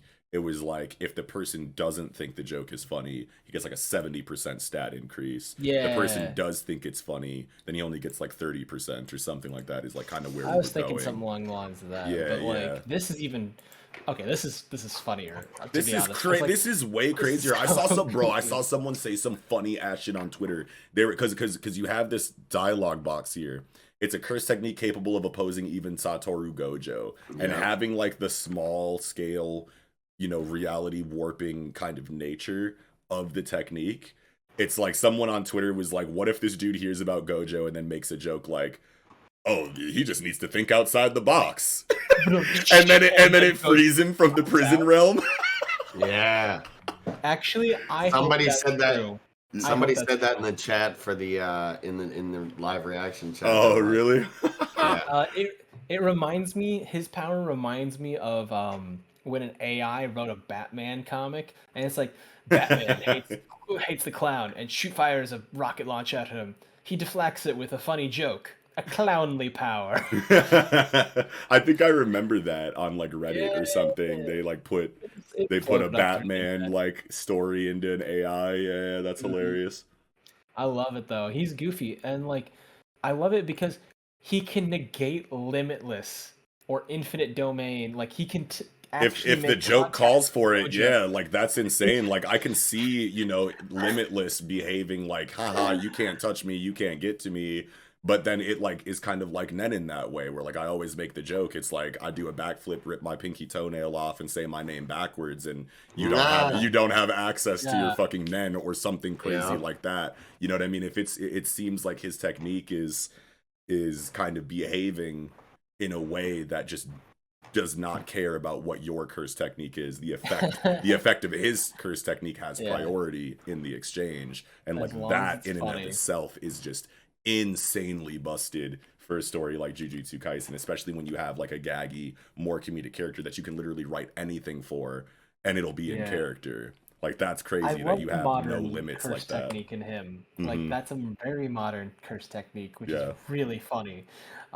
I I mean, really want him comedy's to been do a thing like forever. Like you know what I yeah. mean? Like, is it like I can see an older sorcerer, and obviously he's not an older sorcerer, but I can just see like an older sorcerer just like possibly having this ability too, because like there's always Yeah. been jesters and fools Yeah, and true. and shit like that.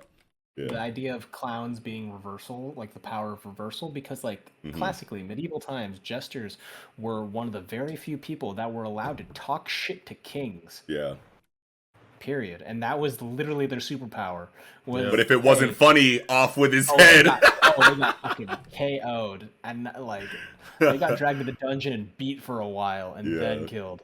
Um, but I think it's funny because like Takaba could literally just do Thousand Years of Pain on Gojo, and it's like doesn't matter about Limitless. And he's like, oh well, this is a new experience. Yo.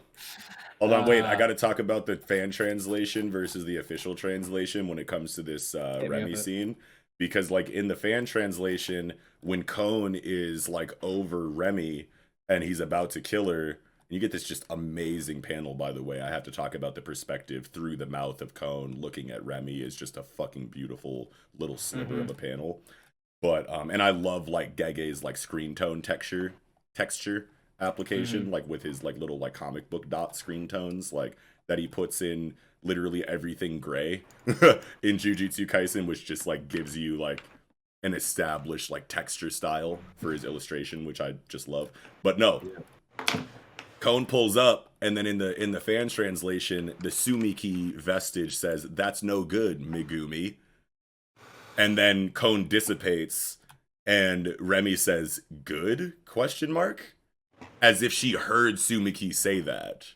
Yeah. That's why I think it's the angel. There we go. Yeah, I was like, I don't know why, but I read both, so it's yeah. like Yeah. baked into my After brain a little bit. I read through it quick, and the fan translation does slap. Harder. Way harder, especially on the last page. Oh my god, we're about to get there in a minute, but like, I mean, holy fuck. even on page 14, right, where they're talking about Ryu Ichigori, this like Crollo Kuwabara looking ass guy. Kuwabara with Yusuke's ability looking ass. Yeah, Pompadour Crollo with Spirit Gun. And yeah, the translation for these guys slapped way harder. Like in Jump translation for the Pompadour, he's a hotshot who boasts the highest cursed energy output of all the players, which like is tight, and it lets you know he's boasting that, like, even because that's something that is highlighted about Yuta. Like his cursed energy output was high as fuck, known as the highest. You know, even above Gojo, right? They were talking about his like mana pool, I think specifically. Like he just has like the highest like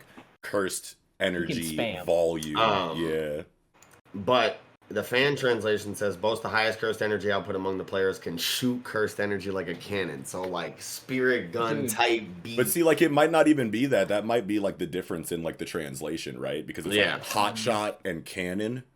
You know what I mean? Like, because Hotshot is in the official train. He's a Hotshot who boasts the highest cursed energy output of all the players. And then there's no, you know, reference to him being able to shoot cursed energy like a cannon. But then if you go to the fan translation, boasts the highest cursed energy output among the players, can shoot cursed energy like a cannon. We have to literally see him in action before we can know for sure what his curse technique is like. Because if that is a difference in the translation and then they just read, you know, shot or shoot or whatever, hot shot can easily be mistranslated into shoot energy like a cannon. You know what I mean? Absolutely. So like we literally just have to see what's good with Ryu.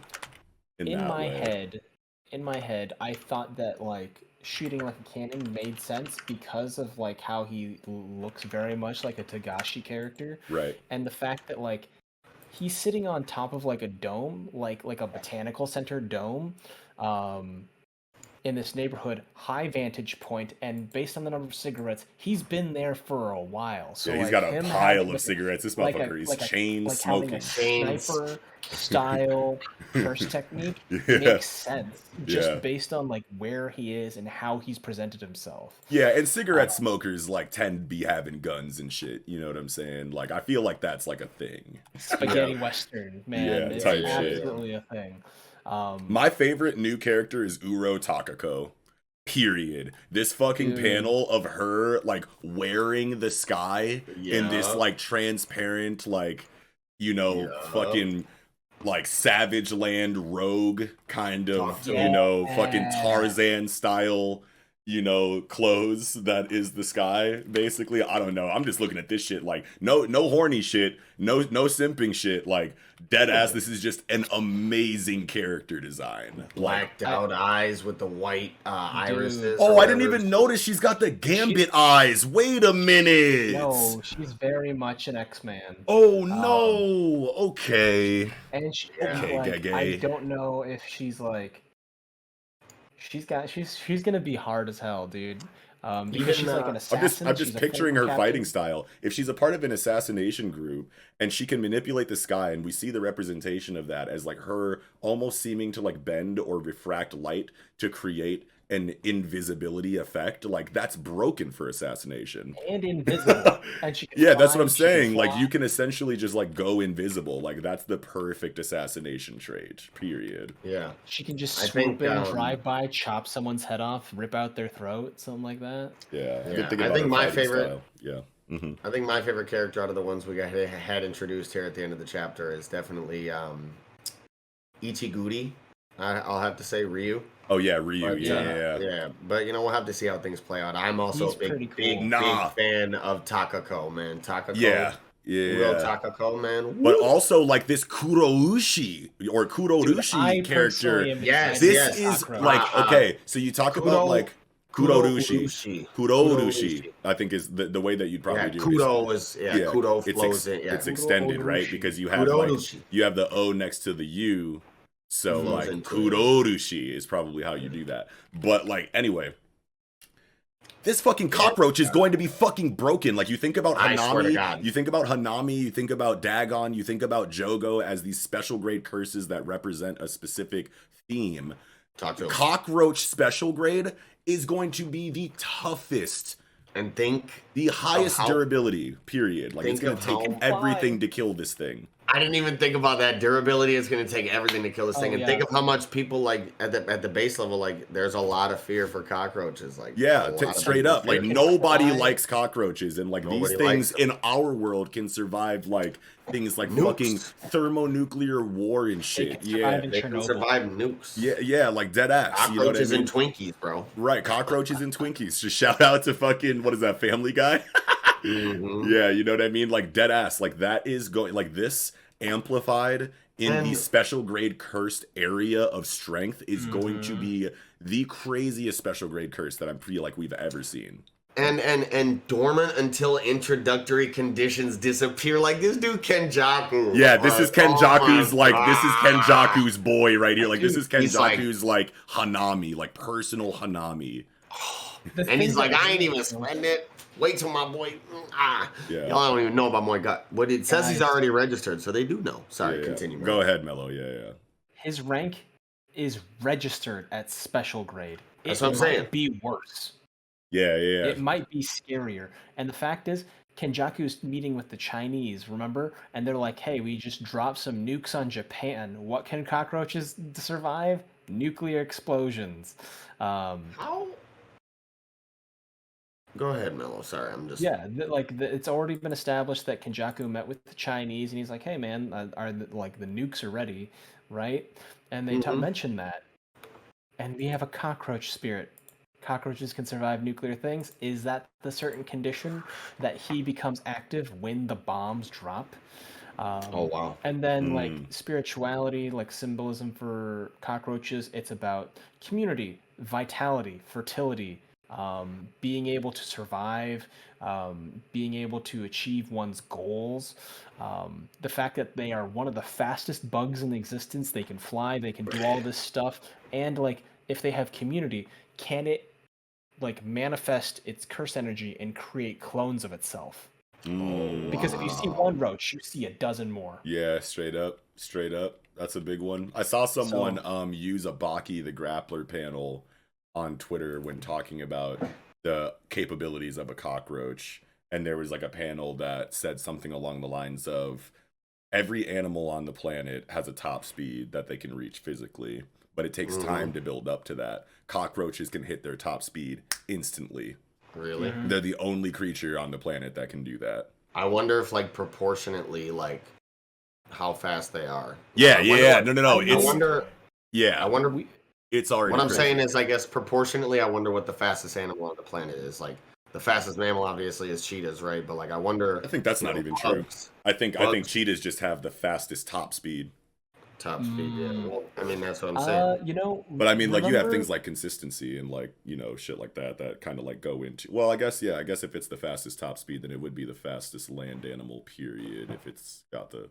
Or mammal, that's what I'm saying. Like, maybe proportionately bugs, like, proportionate to their size are faster, like, you know how ants, like if we were as strong as an ant, we'd be able to lift a fucking boulder or car, easily. I mean, I don't know why, but I guess when you brought up cheetah, I was like, okay, so if a cheetah maxes out at like 60 miles per hour, but can only hold that for like 15 seconds, and then you have like an ostrich or something that can like run at like 45 miles per hour for like an hour, you know what I mean? Then like what's faster? I don't fucking know. But anyway, yeah, sorry, Mello. It's okay. There's the thing that I was thinking about, because like when they were sealing Gojo, Yuji fought a grasshopper demon, and it had a lot of the physical characteristics using that, and it talked about how its kick was so fast. So having this cockroach show up again, and it's gonna have that top speed, instantaneous thing. Yeah. It's gonna like if they had a hard time with Naoya, imagine them trying to keep up with this thing that is fast as fuck, and like. Insects like bugs. Then who fights it? A lot of people. It's gonna have to be a lot of people. Maki. Yeah, I was literally as soon as you said Maki, like synced up with my internal like mind voice said Maki. Maki, they're about to be he's gonna come in, fuck this shit up. Maki about to come in with the sharp and playful cloud like yo, bitch, get your or no, she not even the sharp and playful. She's got like she about to come in with my bro. My. That's her sword's name, right? It's Dragonbone, I thought. There's Dragonbone's one of them, but She's got like a whole bag of curse She aspects. renamed like her my she's sword. going okay, Casey yeah. The one with like the fur on the hilt. Yeah. She's about to come in with mine. She renamed that. I didn't even know that. Come in with my like. I forgot about that, but I recall now. No, she's gonna come in like Casey Jones, just an art golf bag full of cursed tools. Yeah, yo, Maki on her Casey Jones. I hope Kichi's watching this because he fucking love that. She's tough like a roach too. She is impossible to kill. So like, I want to see her fight. Yeah, it almost, now that you say Maki, it almost feels like that's literally what that character is meant to set up, because it's like all of the praise or just all of the descriptors for Kurorushi just sound like Maki on a physical level. Yeah. Like obviously we don't get that inside of his panel or whatever, but like we think about like what it means to be a special grade cockroach, and it's like shut the fuck. We think about what it means to be a special grade cockroach, and it's like this thing is going to have, you know, proportionate strength amplified to a special grade level as a cockroach, and cockroaches are known for, you know, just being physical tanks in the bug world, you know what I mean? And like, if you're talking about physical strength, agility, reflexes, and just durability, it's like those are all of the things that you talk about when you're talking about Maki, you know what I mean? It's like that makes all the sense in the world. I love that matchup personally. Yeah. Man. So the last one we've talked about, you know those giant naked mole rats that like you see when Kenjaku walks the girl across the bridge and said, "Hey, the time curse and dreams and reality, that's a curse." I think those giant mole rats are Droob's autonomous Shikigamis. Oh wow, really? Because there's two of them. Yo, right? Like, there's two of them. You see them on page 13, and then immediately Droov, he's a veteran of the Civil War of Wa and has two types of independent Shikigami. Oh wait, two types of Shikigami. Page 13. No, it says self-sufficient, and then in the fan scan, or I mean, in the fan scan it says self-sufficient, and then in the official scan it says independent. Also on page 14. Yeah, 14. Where he's sitting in the stands. Where's the mole rats? No. You have to go back to. Well, you'd have to. I mean, like page 14 is what talks about Droov, but in regard to what Mello is referencing, it's like the very first colony chapter that shows Kenjaku walking people out of their homes that don't want to be a part of the conflict. And in the background of him walking that little girl out of her home, it's like all black panel, double spread, and then you turn the page, and then it shows you what it looks like outside of the barrier, and then it's this giant, as Mello says it, naked mole rat looking curse that's just like fighting in the background, and he's saying that he thinks that thing is one of Droov's Shikigami. I wish we would have gotten to see him, man. That's the thing that I appreciate about Gege's storytelling. Sorry, Mello, I just wanted to say this real quick, just because Eagle said I wish we would have gotten to see that. Gege has so many good ideas for characters and abilities that he can afford to tell you about one and make you excited to see what that is, and then just not give it to you. Because one, he's trying to address the idea inside of his story that characters can just be cut short at the drop of a hat without any, you know, respectable build-up or crescendo into their character arc. Like characters can just die, you know what I mean? And they do often.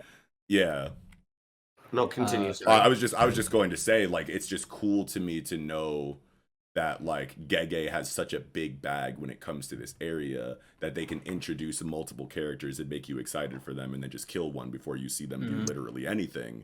And it's like, oh, that seems like wasted potential, but it doesn't matter because 17 more characters are going to fill that gap that have even crazier abilities or just even cooler story arcs, you know, et cetera, et cetera. It's just, he just has that much content. But yeah, go ahead. And he was arguably touted up the most, like had the most points, most bodies, obviously. And like an old man who achieved the sole control of the archipelago during the Civil War of Wa, like soul Yeah. control. that's He was out ancient. here in his life too. Yeah, building And this he dude has the fuck two- up. Yeah. He has two types of self-sufficient Shikigami that can use their tracks as a domain. Like, what does that even mean? Like, his curse technique sounded so crazy. Well, it and you explains it a just lot get better one in the panel of official. him just and Yeah. fucking Yuta just looking like a cold-blooded killer, bro. Well, the way going back to like page 14 when you were like, what does that mean? His tracks can become a domain. In the official translation, it makes I feel like that a little bit clearer because it's like he has two types of independent Shikigami and their orbiting trajectories constitute his domain. So because they seem to be on like a track of, you know, perimeter surveillance essentially around Druve as like the epicenter, their, you know, their movement through space, you know, around a certain perimeter creates the boundaries for his domain. So as long as you're within that circle they're kind of doing, then you're kind of just in his domain or whatever, I think is what it's trying to say. Just like really cool conceptual stuff that we'll just never see, you know, come to the light because it's just not necessary. Like, yeah, be excited about it. Know that there's these crazy people out here that can do all this kind of shit, but their life can be taken at the drop of a hat, and it's okay because I got 11 more motherfuckers for you to be excited about. So don't worry about that one technique that you thought sounded really cool that you wanted to see and didn't get to. But yeah, Mello, sorry, then, go ahead. No. Mello's been trying to say something for like 3 minutes. Sorry, go ahead. Yeah. Sorry. So Druve, just because he's dead doesn't mean that those Shikigami are going to disappear. They're independent. They're going to still maintain. They won't disappear until they are killed. That's a cool way to look at that. So I think those creatures are still going to be out there. One of them looked like it already got faded in that one chapter that you were even referencing. What was that, the colony chapter? Like, if you go the very first colony chapter, they were being attacked. And Kenjaku's like, oh, some people are getting really aggressive. Good start. Yeah. This man's ain't getting faded. But like, Druve, he is really ancient. The Civil War of Wa is pre-Tengen. Oh, wow. Tengen comes from the Nara period, whereas Wa comes from the era before that in the 2nd century. Is that Heian? Let's see. Of the Heian era? Wait, I thought Tengen was from the Heian era. The Civil War of Wa is from the Yayoi period. Okay.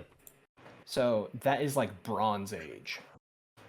Oh, okay, so that's like after the Heian era, then it's like straight up Bronze Age. Because like if Heian era is Golden Age, then there would have to be Nara is the Iron Age. Iron Age, okay.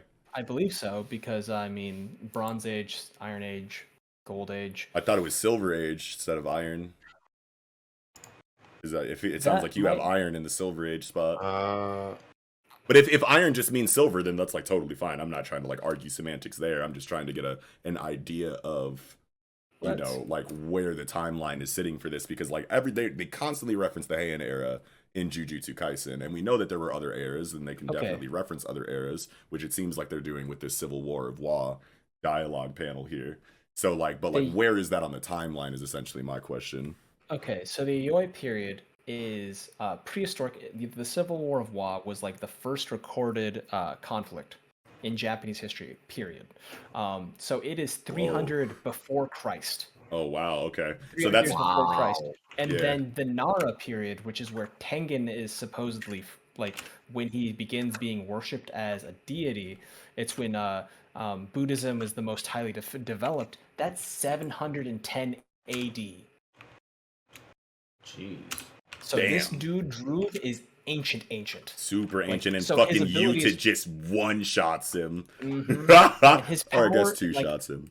Because he's so old, his curse technique is probably very ancient and like very archaic. Got a very primordial feel. Yeah. So I feel like those Shikigami, they're gonna be no joke, even without someone at the center of the storm, the eye of the storm, controlling them. What Gege is saying though about Yuta at the end of this chapter, then considering all of that information related to Druve, is just like insane that Gege is giving this much stock to Yuta's character. And like, it's like we already knew, like, he's comparable to Gojo, so all of this stuff makes perfect sense. But to just build Druve up as like the most dominating, you know, on paper four. explanation that we've gotten of the four, and then to just have Yuta just kill him effortlessly is just like so insane to me. I was like, like it's hype. I love it. I love Yuta. Give me all the Yuta shit. But that's just such a crazy statement. Gege loves to make these ridiculous power scaling statements in their series, and they always capitalize on it when it's time to focus on it, and it always feels really good. But in the moment, you're just like, holy fuck, like that's insane. Yeah, like you said. The fans translation for that last page is way better. Unusual. Way better. On Viz, it's 3 months after the night parade of 100 demons. Yuta came back to become a special grade sorcerer, second only to Satoru Gojo in unusual abilities, which is kind of, you know, makes you hype for his technique. You're like, unusual? Oh, what kind of, you know, it makes you speculate. But after the night parade of 100 demons, he regained his special grade status in 3 months. In this modern area, he is second only to Gojo Satoru, a prodigy. Way better. That just sounds, and just that just narration bubble, those 2 words paired with that art. Yeah. You know, just white in the back. Him looking like a killer, just that cold stare, just like, it's just all business. Yes. Ancient sorcerer, you know, incredibly powerful. Get him out of here. Fuck him. Yeah. Another 5 points. Yep, that's all it is to him. It's like back. He's like, this is me clocking in. I'm clocking into work. What you mean? 500 BC? All right. Dude, it's crazy because like the Civil War of Wa, when they finish it all up, because it's like the War of the Five Kingdoms, right? Like that kind of era. Right. And then at the end, they talk about how they instate that peace was restored in 180 before Christ, and a shaman queen. Wait, what? 100 AD Himiko, or before Christ? 180 before Christ. Wait a minute. That's when the war ends. Like I thought BC before Christ was up to a certain point, and then everything after that point is AD. Yeah, but it's still okay. So like, if my head how is it AD and before Christ at the same time? Let me see here. No, it's just before Christ. Okay, Let me see so, because it's like a negative number, right? Sure. Like, Yeah, no. If it's just before Christ, then I get it. It's at -1. Yeah, and then absolutely. Christ is 0, and then it goes forward like that. Yeah. But they had a shaman sorcerer queen named Himiko who took over and like reigned peacefully, and she used her magics and mysticism to like win over the hearts and minds of the people. Yep. And I thought that was really cool, especially because, like, you know, Japan having an early precedent for Jujutsu sorcerers taking over and stuff like that. There was a thought that I had a while back this morning, where I thought that Takako had been cut down in that last page because of that long hair. Where? But it got called out. It was just Druve. What page? On page 19. When they have the back to them, I thought initially that was Takako, and I thought it's really interesting that Takako and Druve had been cut down because one was a prolific ancient sorcerer that had 1 billion minions, and the other one was represented by the sky, or like, you know, the heavens. Gojo Satoru. So I was thinking that like Takako is like a parallel for Gojo, and then Druve was like parallel for Geto, and then that Yuta being the one that will kill them. Yeah. And Yuta could still be the one to kill Takako if she really does still. So. I've been thinking about like what her fighting style like even means, as far as like can control the sky or manipulate the sky. Like it clearly seems here, at least from what I can see, that it seems like at least what we're seeing in this panel is her just allowing herself to just exist anywhere in open space because she can just wear the atmosphere. You know what I mean? And just like suspend herself in the air because she's wearing the air like clothes, and they just hold her up, and she can just like consistently keep that clothing as she moves throughout space. So I thought that was cool from like a flying perspective. I've never seen anything like that, I don't think, at least not represented in this way. And then Not as that I far can- as, and then we're talking about like, invisibility, like being a thing potentially just based on her outfit, quote unquote, and how she's wearing the sky. If you can extend that throughout your entire body, then you're essentially invisible. But it's like, what else could there be there in regard to controlling the sky? Because I doubt it's just like a movement and invisibility technique and that's it. Because where does your damage output come from? Like you're just like control over like, base Juryoku control and enhancement. That's fine. I like that. You know what I mean? Like Mei type shit. You know what I mean? But even Mei has a trump card. You know what I mean? So what would, Takako's trump card be if the regular surface level perception of her curse technique is really just support and defense oriented? There's got to be some kind of like final Sucks the spell. oxygen out the sky on you. Something like that. Ooh, hold on. You don't get to breathe? Uh-oh. Yeah, she might be like But an did we- airbender or something like that. Yeah. Did we talk about the translator's note here on her page? No. In reference to the stuff like Mello was just talking about with Yuta. Translator's note on the fan scan on her panel. Fujiwara were a very important clan in the Heian period, known to be a rival to the Sugawara clan, who Yuta is a descendant of. Yep. Huh. I did see this. Yeah. Ooh, And then there's cool. another one that says Sun, Moon, Stars, Progress. The idiom usually has, this specific kanji as the last character, referring to heavenly bodies, which is also really cool. That's actually because, like, symbolically, the sun, moons, and stars typically represent permanence and like presence, and the idea of like gods, goddesses. In the Bible, the sun, moon, and stars have a meaning that indicates glory. So like truly blessed among the heavens kind of thing, and that reminded me of like Satoru Gojo when he said, "Among heaven and earth, I alone am the blessed Honored one. Yeah. Yeah. Hardest quote that's- in the series. Maybe if not the hardest quote, the most referenced quote in the series on social media. Yeah. So that's why I'm thinking. I think she's gonna fight Yuta eventually. Yeah. I hope so because, like, Gojo's always been a big plan. Is like, hey, I could just kill everyone, but that doesn't change things. Man, what if Takako? Generational Oh, change. sorry, my bad. Sorry, I'm sorry. I just completely continue your thought. I'm sorry. Start it over. Actually. Oh yeah, no, like Gojo wants generational change, and so Yes. like Yuta slaying the ancient and then slaying his like the more recent modern sorcerer that is like Known to a be distant like relative Yeah. would be really indicative of like being symbolic of that progress. Yes, and absolutely. like overcoming the past and like a new generation rising over the old.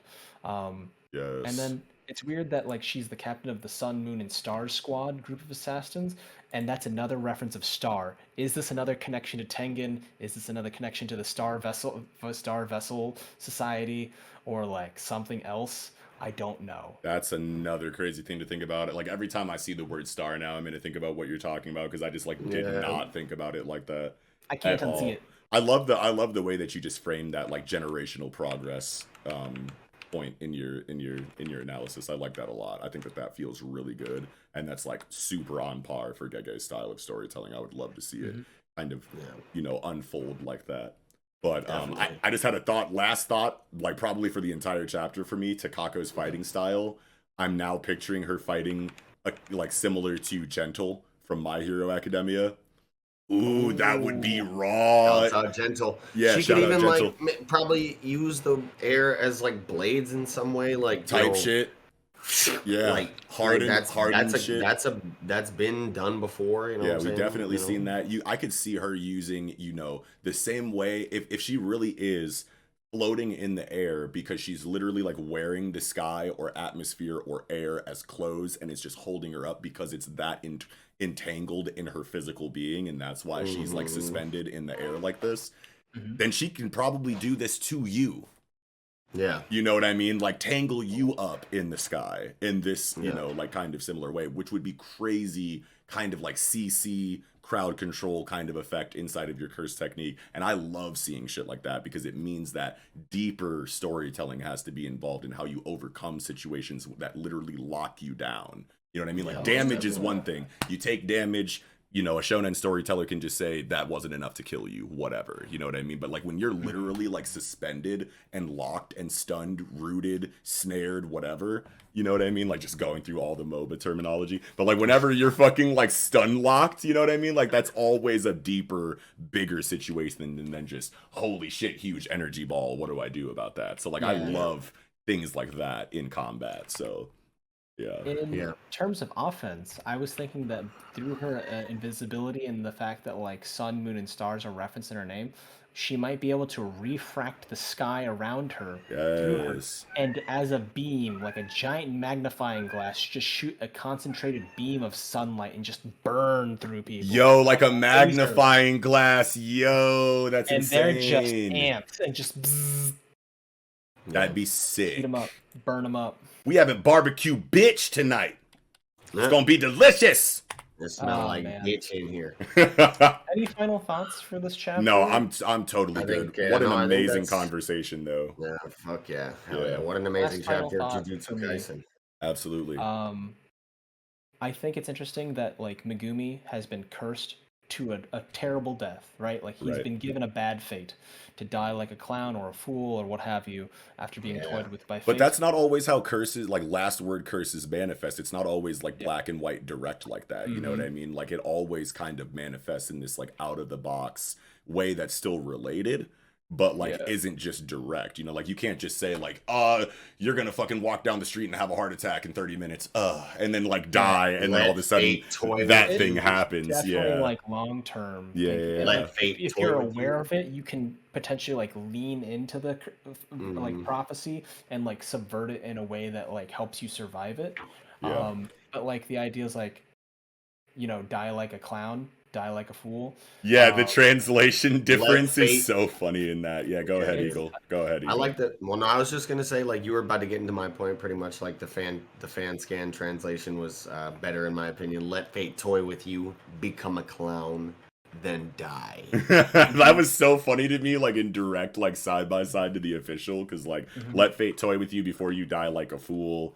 Let fate toy with you, become a clown, then die. I don't know. I feel like I'm fucking with the official a little bit more on that. But it's not like it's basically the official's still wrong. Absolutely. The main thing for me is that like Yuji was slated to die, right? Like this is not a happy story. This series is not about happy stories, period. And I like that like Megumi is now got like a parallel death sentence over him like Yuji. Like he is finally like kind of like true deuteragonist parallel path. These two are set up for a bad fate. Now it feels like Aki and Denji type beat going on right now. Like future devil type shit. I love that stuff. That's crazy vibe. I'm feeling. That's all I got though. Hell yeah. That's all I have for Jujutsu Kaisen as well. Me too. Great job, boys. Well, with that, I think we can go ahead and jump right into chapter 227 of Dr. Stony. It was you. It was you. Dun, dun, dun. Starting off the chapter with this beautiful color cover.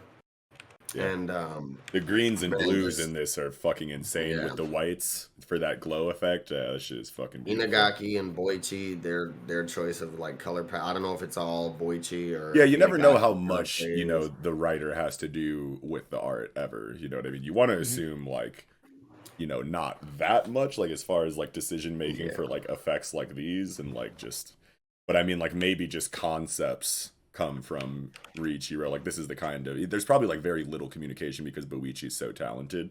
It's probably and they're probably just like so in tune with each other, which is what it feels like in the story, that he's probably just like, yo, I want a cover of Senku, you know, Stanley, Ryusui, and Kohaku like looking at petrification beam light. That's probably like all he needs to say to him, and then Boichi just delivers on everything with like no hassle, like no difficulty.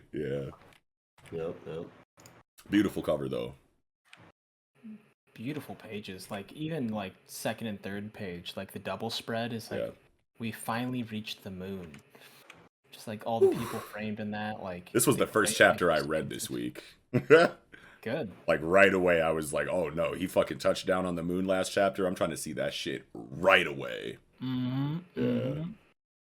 Oh man, I love the squad of 4. I feel like story-wise, it's like that perfect Golden Girls ratio. You know what I mean? Like the 4 people, it's just a 4-man squad, great dynamic. It's the perfect number of people to like bounce off interactions with while still maintaining a tight cast, which I always appreciate. Yeah, love that like Teenage Mutant Ninja Turtles dynamic. Yeah. God, Kohako nearly just screws the pooch. Oh my dude, I was so like, bro, when I'm reading this scene, like it was just like so much just wholesome exploration type beat for me, like vibe wise. Like I know that they're looking for Y-Man, but they just touched down on the moon last chapter. That was the cliffhanger, or that was like the final page with Senku touching down and saying that like get excited shit. And then we go in here and I'm sitting here going like, okay, they're on the moon, sure, and yes, they're trying to get to Y-Man, but we're probably gonna have some like cool like moon shit, you know what I mean, for like a chapter at least. So like I totally wasn't expecting to just turn into like Y-Man interference in this way. It was just so gaspy. I was like, wait, oh shit, already? Like right now I was like, oh fuck. Like I literally was like shaking reading this. Oh, on the way there on like page 16, 17, I think? 10 and 11, right? So like 10, you know, like it shows Kohaku and it's like Kohaku, please unseal the Medusa capsule. And it show like, and you know, and in retrospect, you go back and you're like, yes, this all makes perfect sense. But in the moment, I was just like, okay, so they're probably getting the Medusa out to, you know, in case they turn the corner on Y-Man or something. Like I did not think that this was devious or like crazy ominous at all. You know what I mean? And then, you know, she's like, you sure about that, Senku? And since when do you say please? And I was like, yo, I didn't even think about it that like Senku isn't saying this and that's why the word please was used. I saw it as like, oh, Senku's got to be serious if he's saying fucking please. Like, you're totally right. I've never seen him say that shit. I was like, something must be coming around the corner or something. And then you turn the page and it's just like, Senku's like, what are you doing? Stanley's like, just like, nope. Yeah, or is that Stan? No, it is Stanley. Yeah, it is because he's got the cigarette. He's got the cigarette. Oh yeah, and it says Stanley. Yeah. It says his name on the shit. I like totally thought it was Senku until I double taked and saw the cigarette. But no, it totally says his name. Anyway, Stanley's like, hey, what are you doing? And it makes so much more sense that it would be Stanley who would react in this way too. But like I was just so not ready for it to be Y-Man interference. Like I'm like sitting here like, oh my god. The perfect, like, twisty, page-turn, butt-clench drama has just been injected into this chapter. And it was just so masterfully done for me, personally, because I just didn't expect it. It made my stomach lurch when it had those changes. Like, it's like Senku didn't say anything. And then it all clicked as soon as they're like a vacuum tube for the Medusa, and that's why it goes off. It's literally designed so that if you bring it to outer space, you're fucked. Yeah. It's like, that's such a great failsafe. Yes. In like a villain's master plan. It's like, no, I will never let my weapons ever be used against me. That's great. Why do they crash though? Like just because it's like so chaotic in the moment and they're not paying attention to the controls of the rover or something? Like I'm trying to find out why the rover had to crash right here. Because they're just so shocked and like, holy shit, and then they just steered. Doesn't seem like something Stanley would do.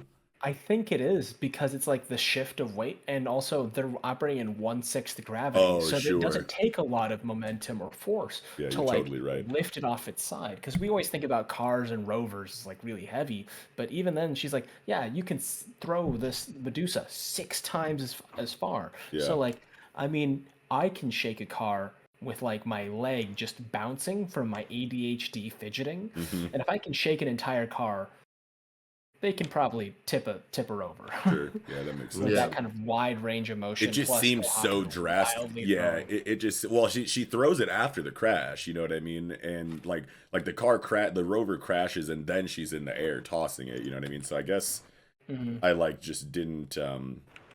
I thought that the crash was so drastic and so quick that there was something that I was missing as far as like the inciting incident for it. But whatever. Yeah. Yeah, I Mellow, mean, Mellow's right. it's Like, just moon shit. Yeah, yeah, moon shit. Like yeah, that subtle shift in weight is enough. You know? yeah. That's fine. That's totally fine. Not even subtle. Like she's like, oh shit, like, you Yeah, know. yeah. But I mean, again, like that's after the crash. Like I she think does it's not like even it's begin as to it's start happening. throwing it until the rover. Like the rover crashes first, and then we get illustration of her outside of the rover tossing it into the air. So I was just wondering, like, what happened to make them crash? But the explanation that you gave works totally fine for me. You know what I mean? It's not that big of a deal in general. Yeah, but holy shit, they narrowly avoid petrification. And then It's they so see this chilling. ominous black, like, miasma wave of just ominous darkness stain. You know, and it's like, holy shit, what the fuck is that? Is that imagery or is that, like, actually a thing? I think it's actually a thing because they said it was a dark spot in their fucking satellite imagery. So, like, that's crazy if they're actually looking at that right now. Like, Yeah, it wow. definitely would be. Yeah, like, holy shit, what a sight to behold. Yeah, that would be Oh some my. terrifying shit. Would you want to Like- walk into that? Hell no! I'd be shitting and pissing at the same time and throwing up. I'd be like, oh, bro, get me out this. I'd be like, get me out of this shit. Dark stain is, and it's just like if it's something that's visible, it's like just a mess thing. So they're like, I get it. The mystery's revealed. It's you. Does anyone have any ideas who the fuck it is? No, I have nothing for this. That's what I've been looking back and through the first, through the last few chapters to try and see, like. That's Senku saying that, right? Because he's Yeah. got like a Ryusui facial expression on right now. So, Yeah. But I know that actually that's so stupid because I know Ryusui's in the whip because he doesn't have a fucking astronaut suit because he came up like last minute. Yeah, so dumb. So, but yeah, anyway. I've been looking back in these last chapters to try and see like who has been absent from the like Houston type, Earth panels. Yeah. As far as like, main characters that we would recognize. I went back and did that too last week, yeah. Maybe it's somebody who we don't know at all and it's only, but it seems relevant to everybody. Everybody's shocked, you know what I'm saying? So, yeah. Yeah. Yeah, I was looking this whole time closer than we knew all along. Like the only person that I'm like noticing that is just like a main prominent character that is like mysteriously absent from a lot of these Houston Earth panels after the launch. I don't know if it's a stowaway type situation or what, but Hyoga has been curiously absent. I don't know. Do we know where Hyoga's been? Oh, I don't know. Oh, I was thinking if it was like if there was anything in the first few chapters like prior to the mass petrification, like the modern day era, if there was any characters that like Senku or his dad interacted with, including Zeno, because I was like, I wondered if like there was going to be going that, because like right now all I can think of is Anish Kapoor because of the Vanta block, just giant miasma splotch. And I'm just like, yes, it was Anish Kapoor. He was so petty, he decided to petrify the entire. That's all I got. So like, man, I don't know who. And so, Eagle, you're saying that somebody back down on the planet is like secretly giving like Y-Man commands? No. Or not like Y-Man commands or like voice commands to the Medusa? I don't know. It's curious to me that like. Do they have a camera on their bodies that everybody can see? I don't have a frame of reference for like how to guess who Senku is talking to at the end of this chapter, but I did assume that he would be talking directly to one of the other people that are with him. I don't know why. I thought like otherwise I'm like, who would he be talking to? But it makes sense that because it's like I can't see it being Kohaku or Stanley. Those are the only two people he could be talking to, or Ryusui. It's definitely not going to be any of those, I feel like. So he has to be talking to, if he is talking about someone we know, then he has to be talking to Earth right now. And that's why you're saying I'm looking at these Houston panels to see who's like not shown, right? Because you think that the fucking Medusa trigger that they just narrowly avoided in this chapter came from Earth, right? No. Oh, okay. That came from Y-Man. Came from Y-Man. So then why is he accusing anyone if it came from Y-Man? Because if they recognize the person. Yeah, but if it came from So Y-Man, why would Why you? did they see somebody in this mist here? Oh, okay, okay. So then you're saying that someone from the Earth came up with them and is now on the moon with them, and he's talking to them, and they were hidden somewhere this entire time from the rocket? I don't know. Maybe they don't see somebody. Yeah, I'm like, there's like, he has to be like, if he's like, he's either talking directly to Kohaku or Stanley or someone right in front of him, and it can't be someone random because there's too much prep and consideration that has to go into anybody coming up on this rocket. So it couldn't just be some random character in a spacesuit, like, haha, you didn't notice me, up until this point somehow, but I'm here on the moon too now. Suddenly, it couldn't be anything like that. Yeah. So he has to figured it out though. I know that's what I'm saying, is that like, I feel like we're narrowing it down to he has to be talking to someone that's still on Earth right now because they're in league with Y-Man to some degree in some way that was hidden. The only way that a hidden person could have done anything is through like radio communication potentially. But then Ukio would know. Where's Chrome at? I don't know. I saw Chrome in like the last chapter, I think. He's not in these panels in the last page. Yeah. I mean, it's a big cast. It's hard to get everybody like FaceTime. Yeah, I don't think a lack of characters in this chapter would be indicative of who it could be talking about, just because the cast is that big. But I see where you're going here. Yeah. I Part see of where me you're going doesn't here. think it's actually like, it was you, Colonel Mustard, in the dining room with the candlestick. Like, I don't know if it's actually anybody that they really know. They're just seeing Y-Man for the first time, and it is horrifying. Oh, he might be just he might be like looking into that. He might just be looking into the miasma. The miasma. The Y-asthma. He's just looking into the shit and going like, I know who Y-Man. I know who or what Y-Man is now. And it doesn't necessarily have to be somebody that we know. It could be someone that Senku knows from an area of his, history, or the area of his background that we just haven't seen yet. It was you, Jeff Bezos. Of his backstory, rather. The area of his backstory that we just haven't seen yet. I don't want to beat a dead horse too much, but I would just like to point out, like in 225, we get on page 15 a panel of Zeno and Chrome together. And in this chapter, Chrome is not pictured with Zeno here, Yeah. Zeno's panel is close up on the face, but like he could have, Boichi could have easily drawn like a panel like the one right below it with Kaseki and Ukyo and So there's a possibility that it is so zoomed in on Zeno's face because it doesn't want you to see other characters in the scene, which could give away who it is. I totally see what you're saying there. But at the end of the day, I just don't think it would be Chrome. But that is sus. That would be wild if Chrome was just like, that'd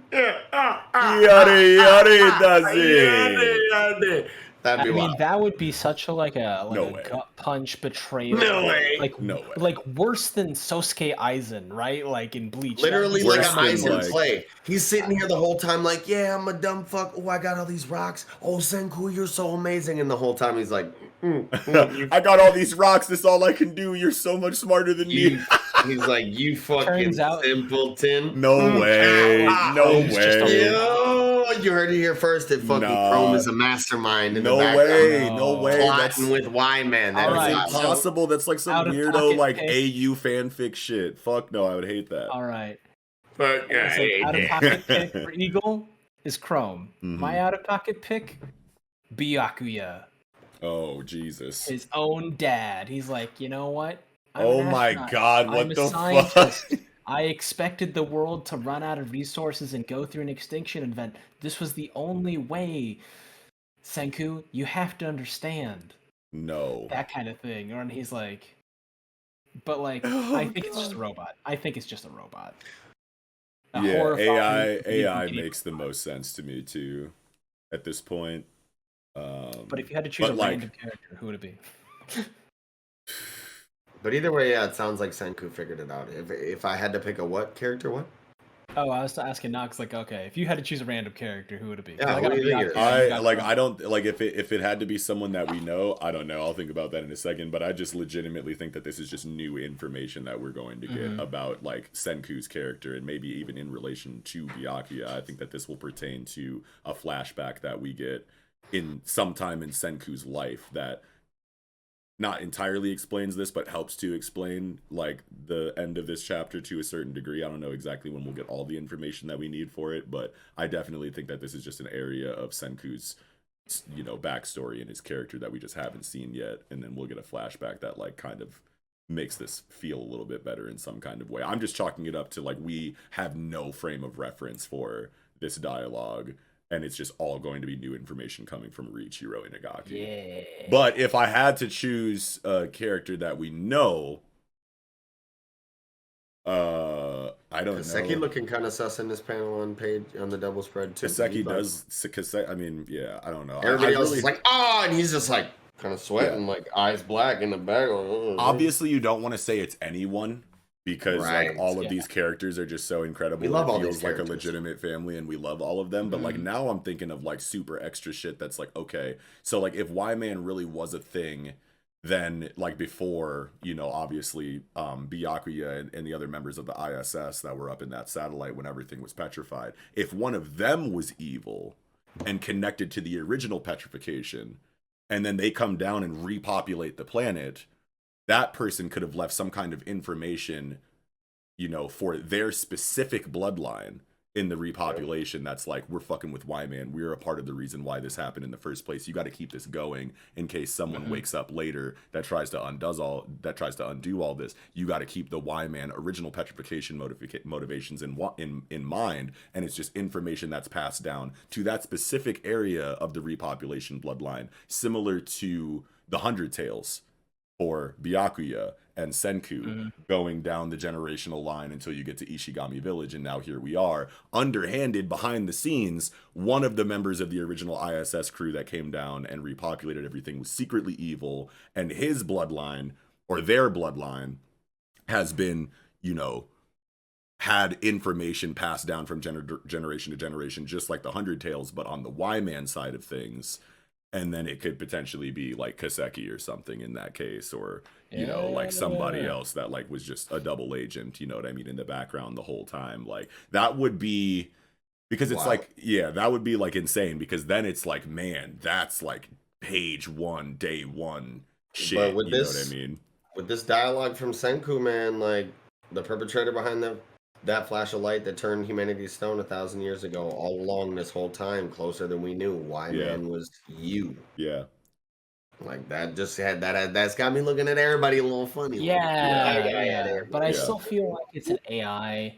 Maybe the robot left in charge is like shaped like the person that did it, and it's someone they recognize. Oh, it just like slightly resembles. Yeah. It like if it's really like some fucking like future sight shit like that, I feel like it has to link back to the original ISS crew with Byakuya then. I still think like if it has to be any of the members, it would be like Byakuya. Lillian Weinberg or whatever. Lillian. Sorry, Lillian. The pop star? Yeah, I don't know. They used her voice to like get everybody on, you know what I'm saying? She was a big part of flipping the Tsukasa Rebellion and building the Science Kingdom. Like, okay. She played a pretty big part. Would be interesting to do that. That'd be or the 100 Tales, Byakuya. Yeah, exactly. Because like, I don't know. I still think it's an android. If it is, maybe Byakuya. Because like Zeno looks absolutely chilled. Yeah. We never see him react to that, or it's just like everyone looks horrified because you're witnessing this like Vanta Black mechanical monstrosity that has like a semi-humanoid face. Yeah. I think an AI makes the most sense. I'm on the edge of my seat for next chapter to see what the fuck happens. I really want to know. Right. Like this is gonna be like the Dr. Stone chapter. This next one is going to be insane. I hope Dr. Stone trends on Twitter this next chapter, man. Oh, that would be incredible. I would love anytime Dr. Stone typically doesn't. It needs spotlight. It needs spotlight. Like, yeah, get it out there. Yeah, I think that's about all I had for Dr. Stone this week. Yeah, I think I'm beautiful good too. Spreads. Hell yeah, beautiful spreads. I loved the moon. The eye corona is always so ominous when I see that. The giant like starburst of light staring down at you. Yeah. And then like I really liked the 8-9 double all spread moon double on the spread, moon. yeah. Beautiful with the teeny rover. Yeah. And that like light source coming down in the top left corner. Yeah. Yeah, shit's Beautiful fire. stuff. The fucking like I don't even know what you call that cluster, that like galaxy, like that weird like Nebula? Yeah, nebula, that powdery collection of Yeah. illustration in the background. Yeah. Gorgeous stuff. Fire! Yeah. Boichi, don't miss. But yeah, I'm good on Dr. Stone, I think. Yup. Can't wait till next week. Me neither. Facts. All right. Well, with that, I think we can go ahead and move right into the final chapter of the night, the Piece de Resistance, chapter 1038 of One Piece. Kid and Law versus Big Mom, and I like how it's like he puts this chapter on the this title on the chapter, and we're like, oh shit, but then it's like a bunch of other shit, and we get like, you know, 2 panels pages, of law and few pages, yeah. But big cover story this time. Germa's Ah and Emotionless Excursion Volume 3. Niji and Yonji are held captive in Chocolate Town in the book prison, bro. Yeah, wow.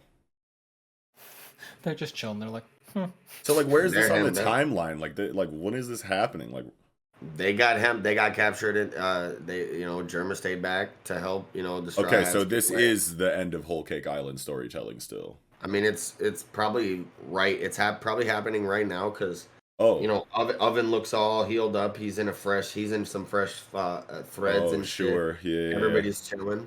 This is like probably right now, and all the buildings on Cacao Island are fixed up. They're okay. fixed up. Yeah. but most of them are fixed. Yeah. So yeah, I think there's some that are still broken and shit, but no, I think this is right now. Yeah. And that makes a lot of sense. So it's basically just like, there was a story about Germa at the end of Whole Cake Island that you didn't see, and Oda's just taking a more like present time,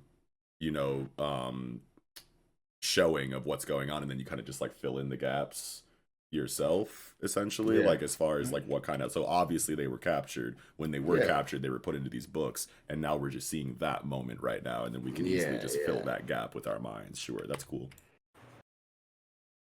But yeah,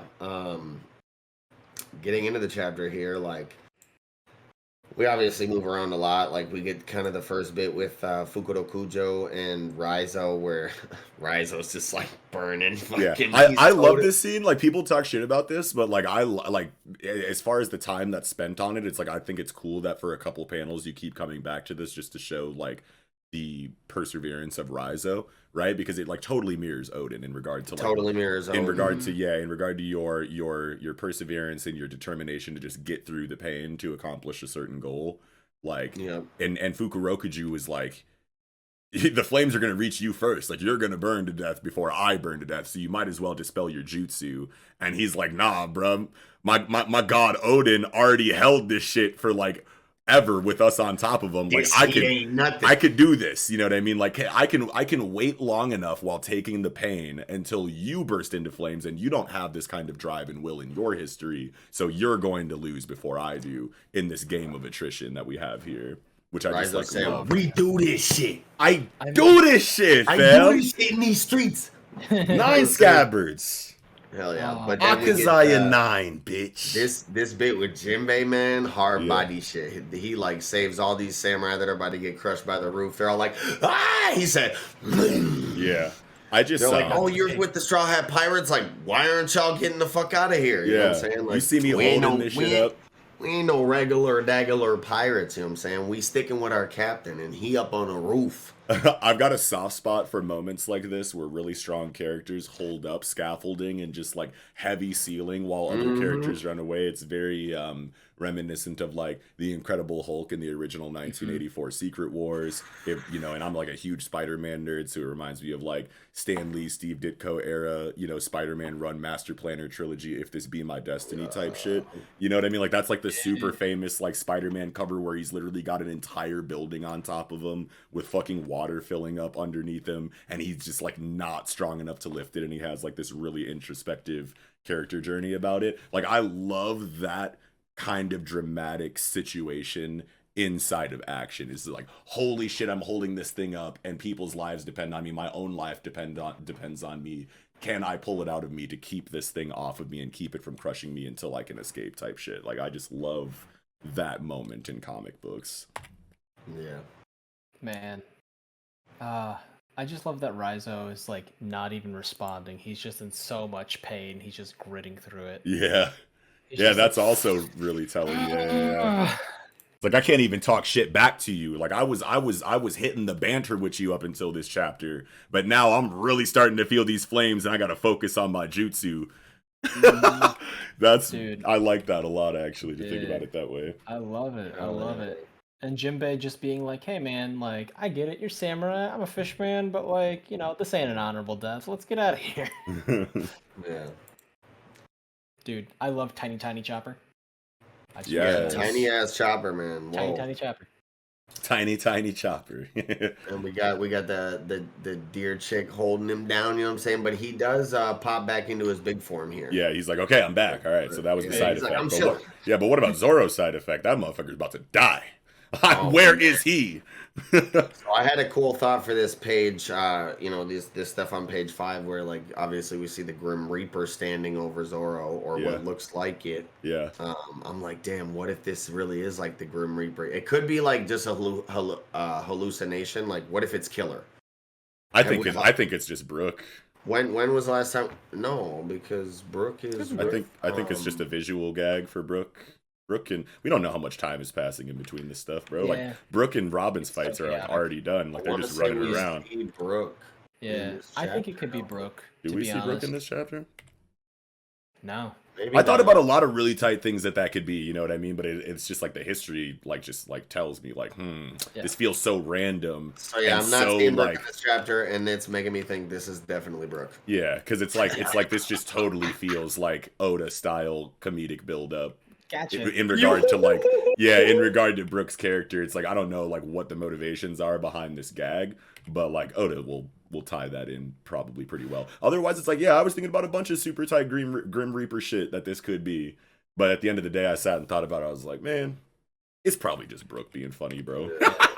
You know, like I think Brook just that'd be some classic Oda shit. Classic Oda, textbook Oda shit. If it's not Brook, then I think it might be a hallucination or like the spirit of Enma manifesting itself while he's at death's door and just being like, hey man, because Enma is the king of the underworld. Theoretically, you'd think like the Grim Reaper. Death is the god of the underworld. Death is the underworld. Yeah. That kind of thing. I see where you're going with the killer shit though, Eagle. Like because he has a scythe and we know that the Kamazo version of Killer was definitely using a scythe, so it's not too far outside of, you know, the realm of possibility for Brook to have just found a scythe on the ground. You know what I mean? Like it could even be something else. It doesn't even have to be a scythe. Like if he's hallucinating this. Oh sure. Brook could be holding. Who knows? You know, anything. I don't know. He's just like, I found this cool scythe on the ground. Like it would be that easy for he could just have his cane over his shoulder with the loop back here, and he's envisioning it as a scythe. Like this is just because Zoro is the only one that we see noticing this, so that is also a thing. Yeah. Oh man. I mean, Frankie on his way to hold Zoro down, it looks like. Yeah, Frankie always gets that one little fucking panel to like show that he's thinking about the crew and like trying to be like on dad mode, which is cool. Or like big brother mode at least. And something that hyped me up a lot is Izo squaring up with fucking CP0. Yes, we have just enough like build up in Izo's character for like this to make sense as far as like, hey, this is chaotic, we're in the middle of a war, you weren't thinking about me before this, I wasn't really thinking about you before this, we just randomly came in contact with each other, I'm not even trying to fuck with you even though I could, I'm really about this Straw Hat Luffy shit, so like let's just act like we didn't know each other. And there's just enough there where Raizo is just putting himself back on that Marineford battlefield and going like, nah, I could walk away right now because I'm fucked up and I really don't want to fight some CP0 motherfuckers, but like I can't let you get Luffy, you know what I mean? Remember that promise we made though? Yeah. Oh wait, there's a promise? It was like, it'd be like Ace would the Whitebeard pirates when they were like the last command Whitebeard issued. Was Oh, okay. like, What was it again? Remind me. I don't remember. make sure that the Straw Hat Boy gets away. They were like, help Oh, there we Luffy go. get away. Yeah, there we go. Oh, Okay, nice. okay. So that I fits like in the with it idea. too. And then you also just have like the Mihawk stuff of like he can make anyone around him an ally, and that allyship will just like ring through Exactly. the rest of their character arc after it's established. Go ahead though, Mello. Oh, I was just thinking, it's like, hey man, like I was like, I couldn't face the memory of Ace if I let you go after his brother. Mm-hmm. There you go. Because That's fire too. That totally fits in as well. This all feels just really good, no matter how you yeah, look because at it. like Izo is like, talking about like being a sibling for like the people of Wano and like having that, and so I feel like he would see a parallel in himself of like Ace having died for his brother, and then seeing the parallel of like Luffy in his own siblings. He's like, hey man, I need you to live. Yeah. And It might not especially have been- because Izo has a younger sibling, you know what I mean? Mhm, So it's like mhm. that's just like doubly slaps. Yeah. Oof, man. I want to see some of this CP0. Like, what do they have up their sleeve? Period. Because it's for a while they've just been on the sidelines talking mad shit. Yeah, and they were like the obstacle the last time they were prominent antagonists in the story. You know what I mean? Like Enies Lobby is like the turning point in the narrative of like stakes and like antagonistic matchups in One Piece. You know what I mean? So like them being reintroduced at such a late stage in the game when we have this entirely new outlook on power in the story and what it means to be powerful. And you have these CP agents that have just been being held in Oda's back pocket while still being there in the foreground subtly, throughout this entire conflict. And it's like Oda's gotta have huge strength attributed to these characters. But it's also cool because a couple chapters ago, one of those CP agents went up against fucking Drake, who had been fighting for who knows how long, you know what I mean? And then squared up with this full power CP0 agent, and it was still enough for them to be like, yo, that motherfucker was strong as hell. You know what I mean? So like that's really cool to think about too. Fuck yeah. Yeah. So I just want to say I misremembered. I kind of did a little bit of Googling, and it was actually Marco who said after Ace died, Akainu tried to go after Luffy as well. Or he did impale Luffy as well, but he tried to go, finish the job. Mm-hmm. And Marco blocked him, said, I won't let you take his life. Take Ace's brother and go, Jinbei. His life is Ace's living. We'll protect him in Ace's place. If we let him die, it'll be a disgrace to the Whitebeard pirates. There you go. Nice. Yeah. Marco That is probably factoring into Izo's resolve Absolutely. to protect the Straw Hats and Luffy as well. Yeah, even if it wasn't Whitebeard that said it, like after Whitebeard dies and his first right-hand man commander says like, yo, this is what we have to do as the Whitebeard pirates, like it hits just as hard and it resonates This just is as an honor. yeah. Yeah, man. Dude, I like Yamato's ice breath to like buy time, which I thought was kind of cool. Yeah, that was cool. Yeah, that was definitely cool. But Kazenbo, because I was sitting here, I was like, dude, Kazenbo is moving too quickly. And like if Oda is building this to like a last minute confrontation between Yamato and Kazenbo as Kazenbo reaches the ammunitions area, it's like it's not going to be all that believable that they're literally fighting at this climactic point right above all of the wicks and this fire monster doesn't accidentally let one off. Like, I understand the dramatic tension and build up to like stopping it at the very last minute, but it's like this is fire and explosives. Like, very small margin of error here, very chaotic situation. Like, you can't have them duke it out in the actual room that these munitions, are sitting in, but you also can't cut off Kazenbo too far away from the room either. Otherwise, why would you build up this threat to this point? So Yamato freezing them to prevent the accidental, ignition of a wick is just like beautiful in this moment to me. Also, that was definitely super smart on Yamato's part. Yeah, for sure. I like how, we all know that Wano is basically just Super Japan, but like Namuji Glacier is actually like a snow patch part of the mountains in Japan. So wow. Yeah, like Namuji is like part of like the Butch Heart Mountains, I think. Yeah. Nice. According to the wiki. I'm just doing like a cursory search. If I'm wrong, correct me in the comments. I don't mind being wrong. And then like the Mahoroba thing, like that's also a place. And I read that as Maharaga at first, and I was like, oh shit. They like to call names and stuff. Yeah. I was wondering what they meant by hands when The they're thing fighting Zenbo. he like grew hands. It almost looked like it Yeah, was because kind of it's just like starting it's just like a big blob of fire energy until Yamato Okay. goes to square up with it, and then you see like a tendril come out that like mimics an arm. as it says Lord Orochi, and it's like Ah. it's Kanjuro. Yeah, It's his of like will living incarnate, like Yeah. his will and hatred and loyalty, and resolve incarnate as Okay. fire, pretty much. Cool. I was kind of confused with the hands moment. I was like, what is that from? But now I'm looking at the angle and I'm like, okay, I can see the hand now. Yep. And then we get to this.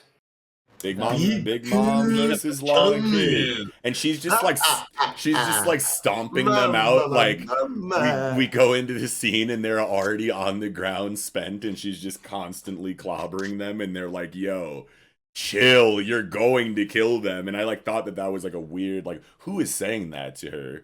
Because it's like, why would anybody like, on her "Listen team be saying try not to kill them when it's like Big Mom doesn't give a fuck about none of that shit? Yeah. That's the peanut gallery of their crews and shit. Yeah. Okay, but that's not like Big Mom team people. That's like just No. random people on the ground saying like, "Stop it, you'll kill them." Okay. No, yeah, because you Okay. hear like Captain, like you can hear Beppo saying Our that. captains can't move anymore. That's what they call Law.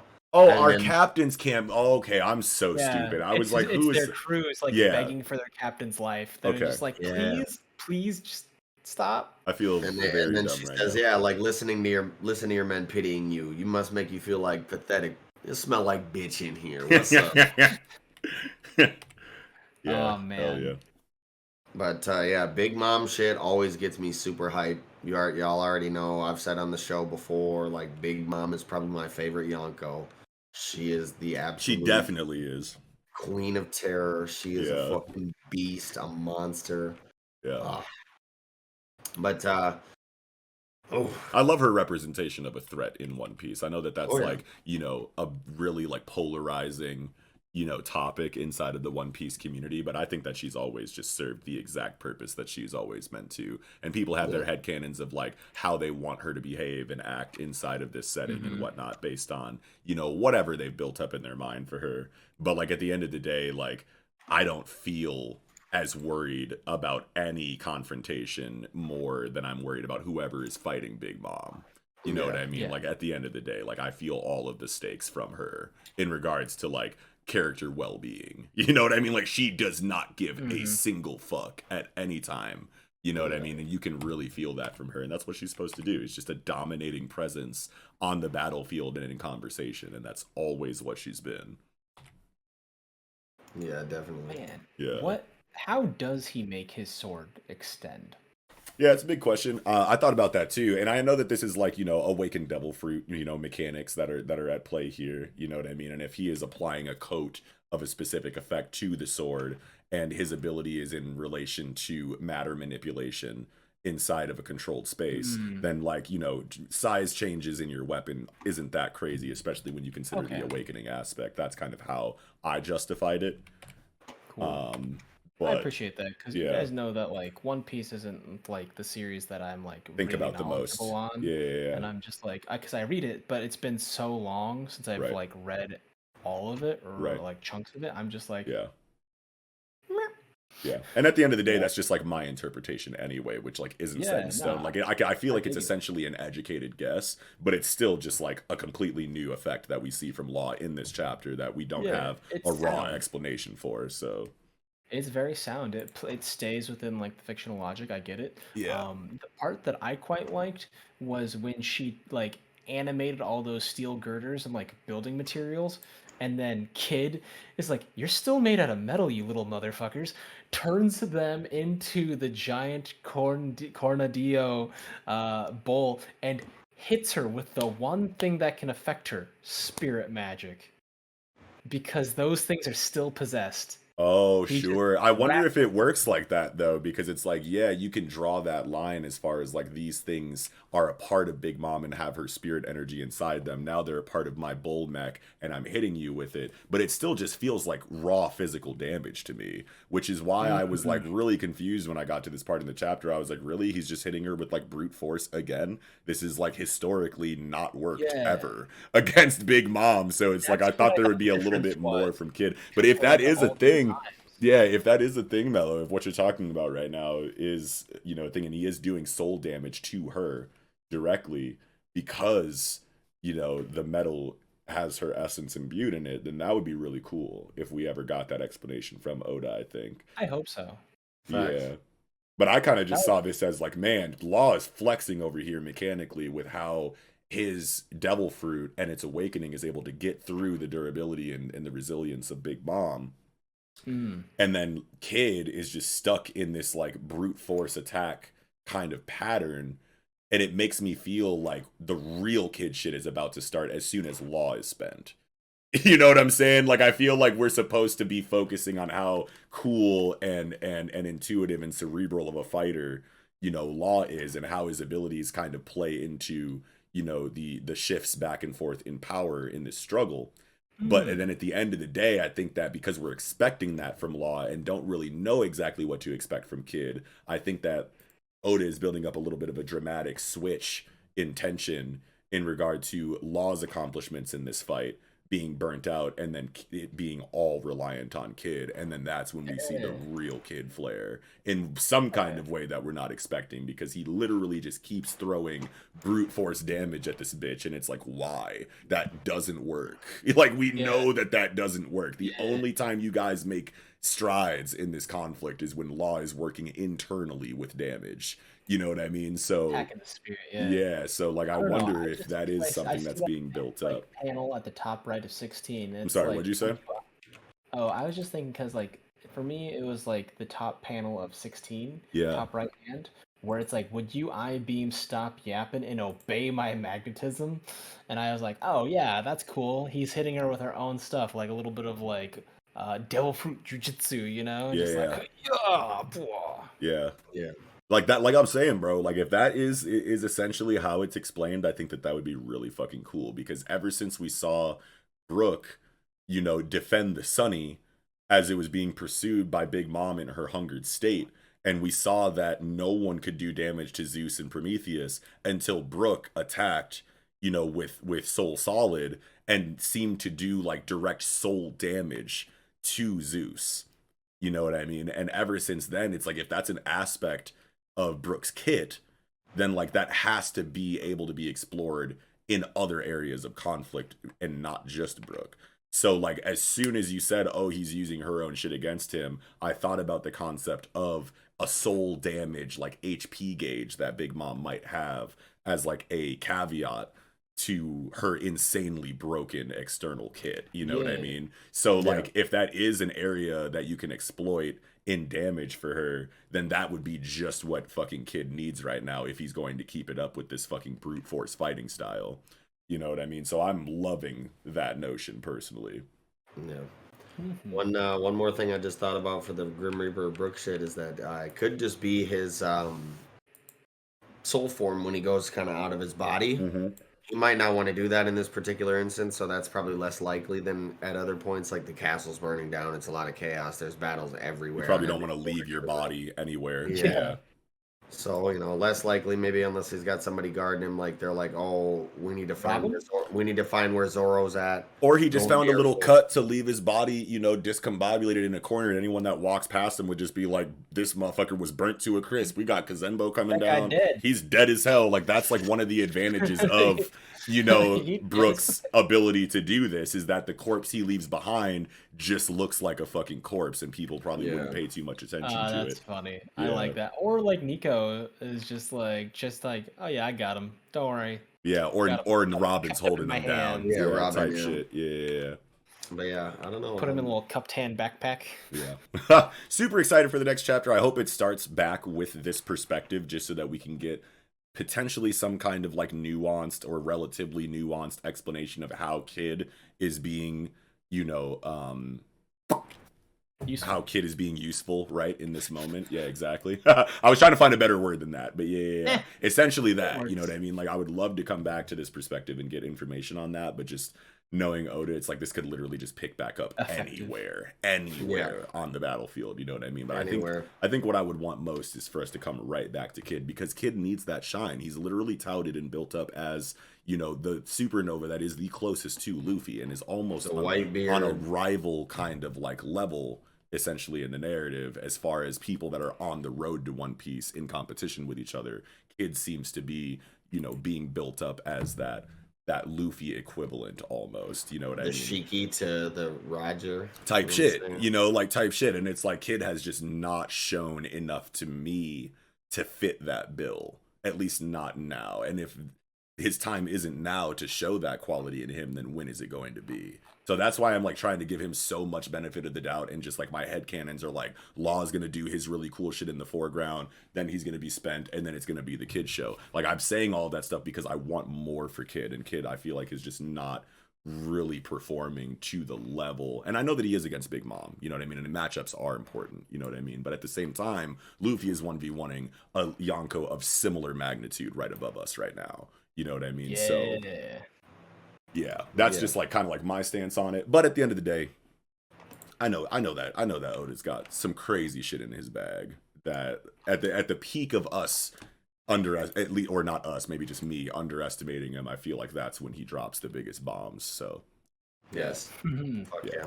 Well, I don't know. I think that's about all I had for One Piece this week. Yeah, I'm good too. I'm satisfied. All right, well, that'll do it. So, chapter of the week. I'm thinking, what do y'all think? Jujutsu Kaisen? Oh fuck! I mean, it's been a while since we've taken the conversation here at the end of an episode. Yeah, I'd probably say Jujutsu Kaisen and Dr. Stone were tied for me. But like on two completely ends of the spectrum. Like Dr. Stone just had one of the best setup chapters I've seen in a really long time, and then Jujutsu Kaisen just had one of the best like exposition, you know, chapters that I've seen come from it in a while. You know what I mean? So I feel like they're like neck and neck. Gun to my head, I'd probably choose Jujutsu Kaisen. Yeah, I think so. I mean, I'm a big sucker for Jujutsu Kaisen. Huge and world like, building. I love chewing it and digging into all that stuff and like trying to figure out more about it. Yeah, when JJK focuses on lore, it's just like always insane. But yeah, love lore. Yep. Well, good shit, gentlemen. That'll do it for this episode of the Project Manga Podcast. Thank you all so much for watching. If you did, be sure to slap a like on this video if you enjoyed it. Make sure that you subscribe to the channel for more fire-ass weekly content if you haven't already. Be sure to leave a comment in that comment section down below. Let us know what you thought of this weekend jump, or if you thought we missed any points in the chapters in the discussion. You know, chop it up with us down there. Also, as we said before, check out that description box down below where you can find links to any and all of our individual social media accounts such as Twitter, online communities like Discord, audio listening platforms to consume the podcast on, as well as ways to support the podcast such as our Patreon or our online store. And with all those words said, this will be another stupendous episode of the Project Manga Podcast. Wrapping up, I'm your host, Eagle. Nox. And I'm Mellow Yenis. Sarabada.